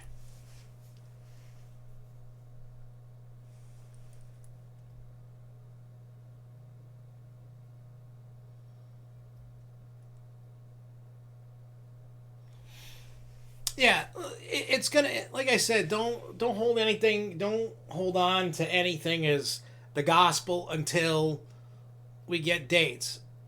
I mean, look, we're starting to see some positivity come. Instead of it all being negative, there's positivity coming. So instead of the down in the dumps news, we're finally getting something good, something better. Hold on to that. You know what I mean? If you notice, the news is less doom and gloom and a little bit better and a little bit better and a little bit... Every day we're getting a little bit better news. And we're not getting a lot of news brought in here, but we're getting news. And that's all that matters. Yeah, I'm not going to care so much. I mean, it's going to be a pain in the butt. I'll admit that. It's going to suck. Wearing a mask all the time. That's going to suck. But to get out of the house, plus, like I said, I want to document it all. I want to see what I got to do to get done and keep it for this weird, historic, unprecedented moment. You know what I mean? There's going to be people that want to go, that don't want to go. They're going to want to hang, not want to hang. You know what I mean? Like, I get it. And like I said earlier, if you want to go, you go. You don't want to go, you stay. Me, I'm going to go.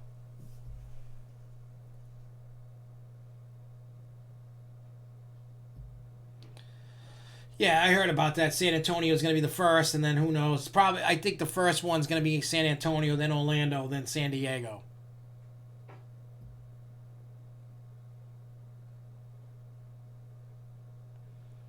Yeah, it's a shit. I have a hard time fitting on that. That seat divide is a little too thick. They need to change the trains. They need to do something. I love the coaster too, but it's painful to fit our butts in them. It's that stupid middle divider. Yeah, like I said, there's no wrong and there's no right way about this. You know what I mean? You're either gonna want to go or you're not gonna go.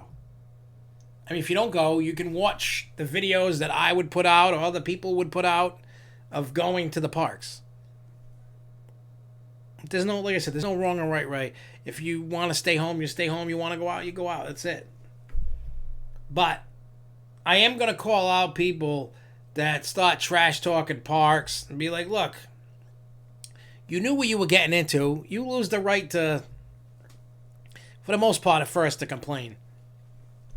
I can understand if we're, next year into this and they don't get their ducks in a row, then yeah, it's time to crucify.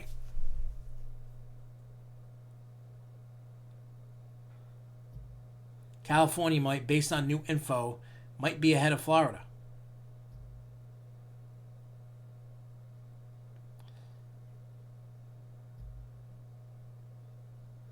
Yeah, I missed that all across bar.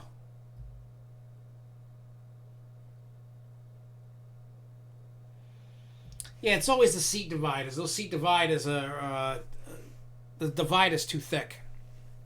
It needs to shrink a little bit. So don't we. We need to shrink too a little bit, but... It's uncomfortable, man. It is uncomfortable. But anyway, I'm going to get out. Don't forget, tomorrow night... at 7 o'clock at night, the nightly evening news of the Grove Show. Also, don't forget, if you didn't see yesterday, if that's up your alley, 2013 Great Nor'easter video of Six Flags New England. I don't remember whose is coming out Thursday. Excuse me. No, not really. And then Monday is another one. Tomorrow I'm going to get cranking on some... I'm going to do the 900 subscriber video that I haven't done yet. I'm just going to stop piling out video. I got a whole bunch of stuff I can make. I saw. So I'll start working on some of that tomorrow. I'm going to get the deleted scenes done for the Fairtown movie that I haven't... I released that, but I haven't made any deleted scenes. So we're working on that. But anyway, so I will see you guys tomorrow. Don't forget to keep watching, subscribing, sharing. We're at 909 subscribers, so we're good there. So thank you guys. And I will see you guys tomorrow night. So until then, everybody, keep on coasting, y'all. Peace.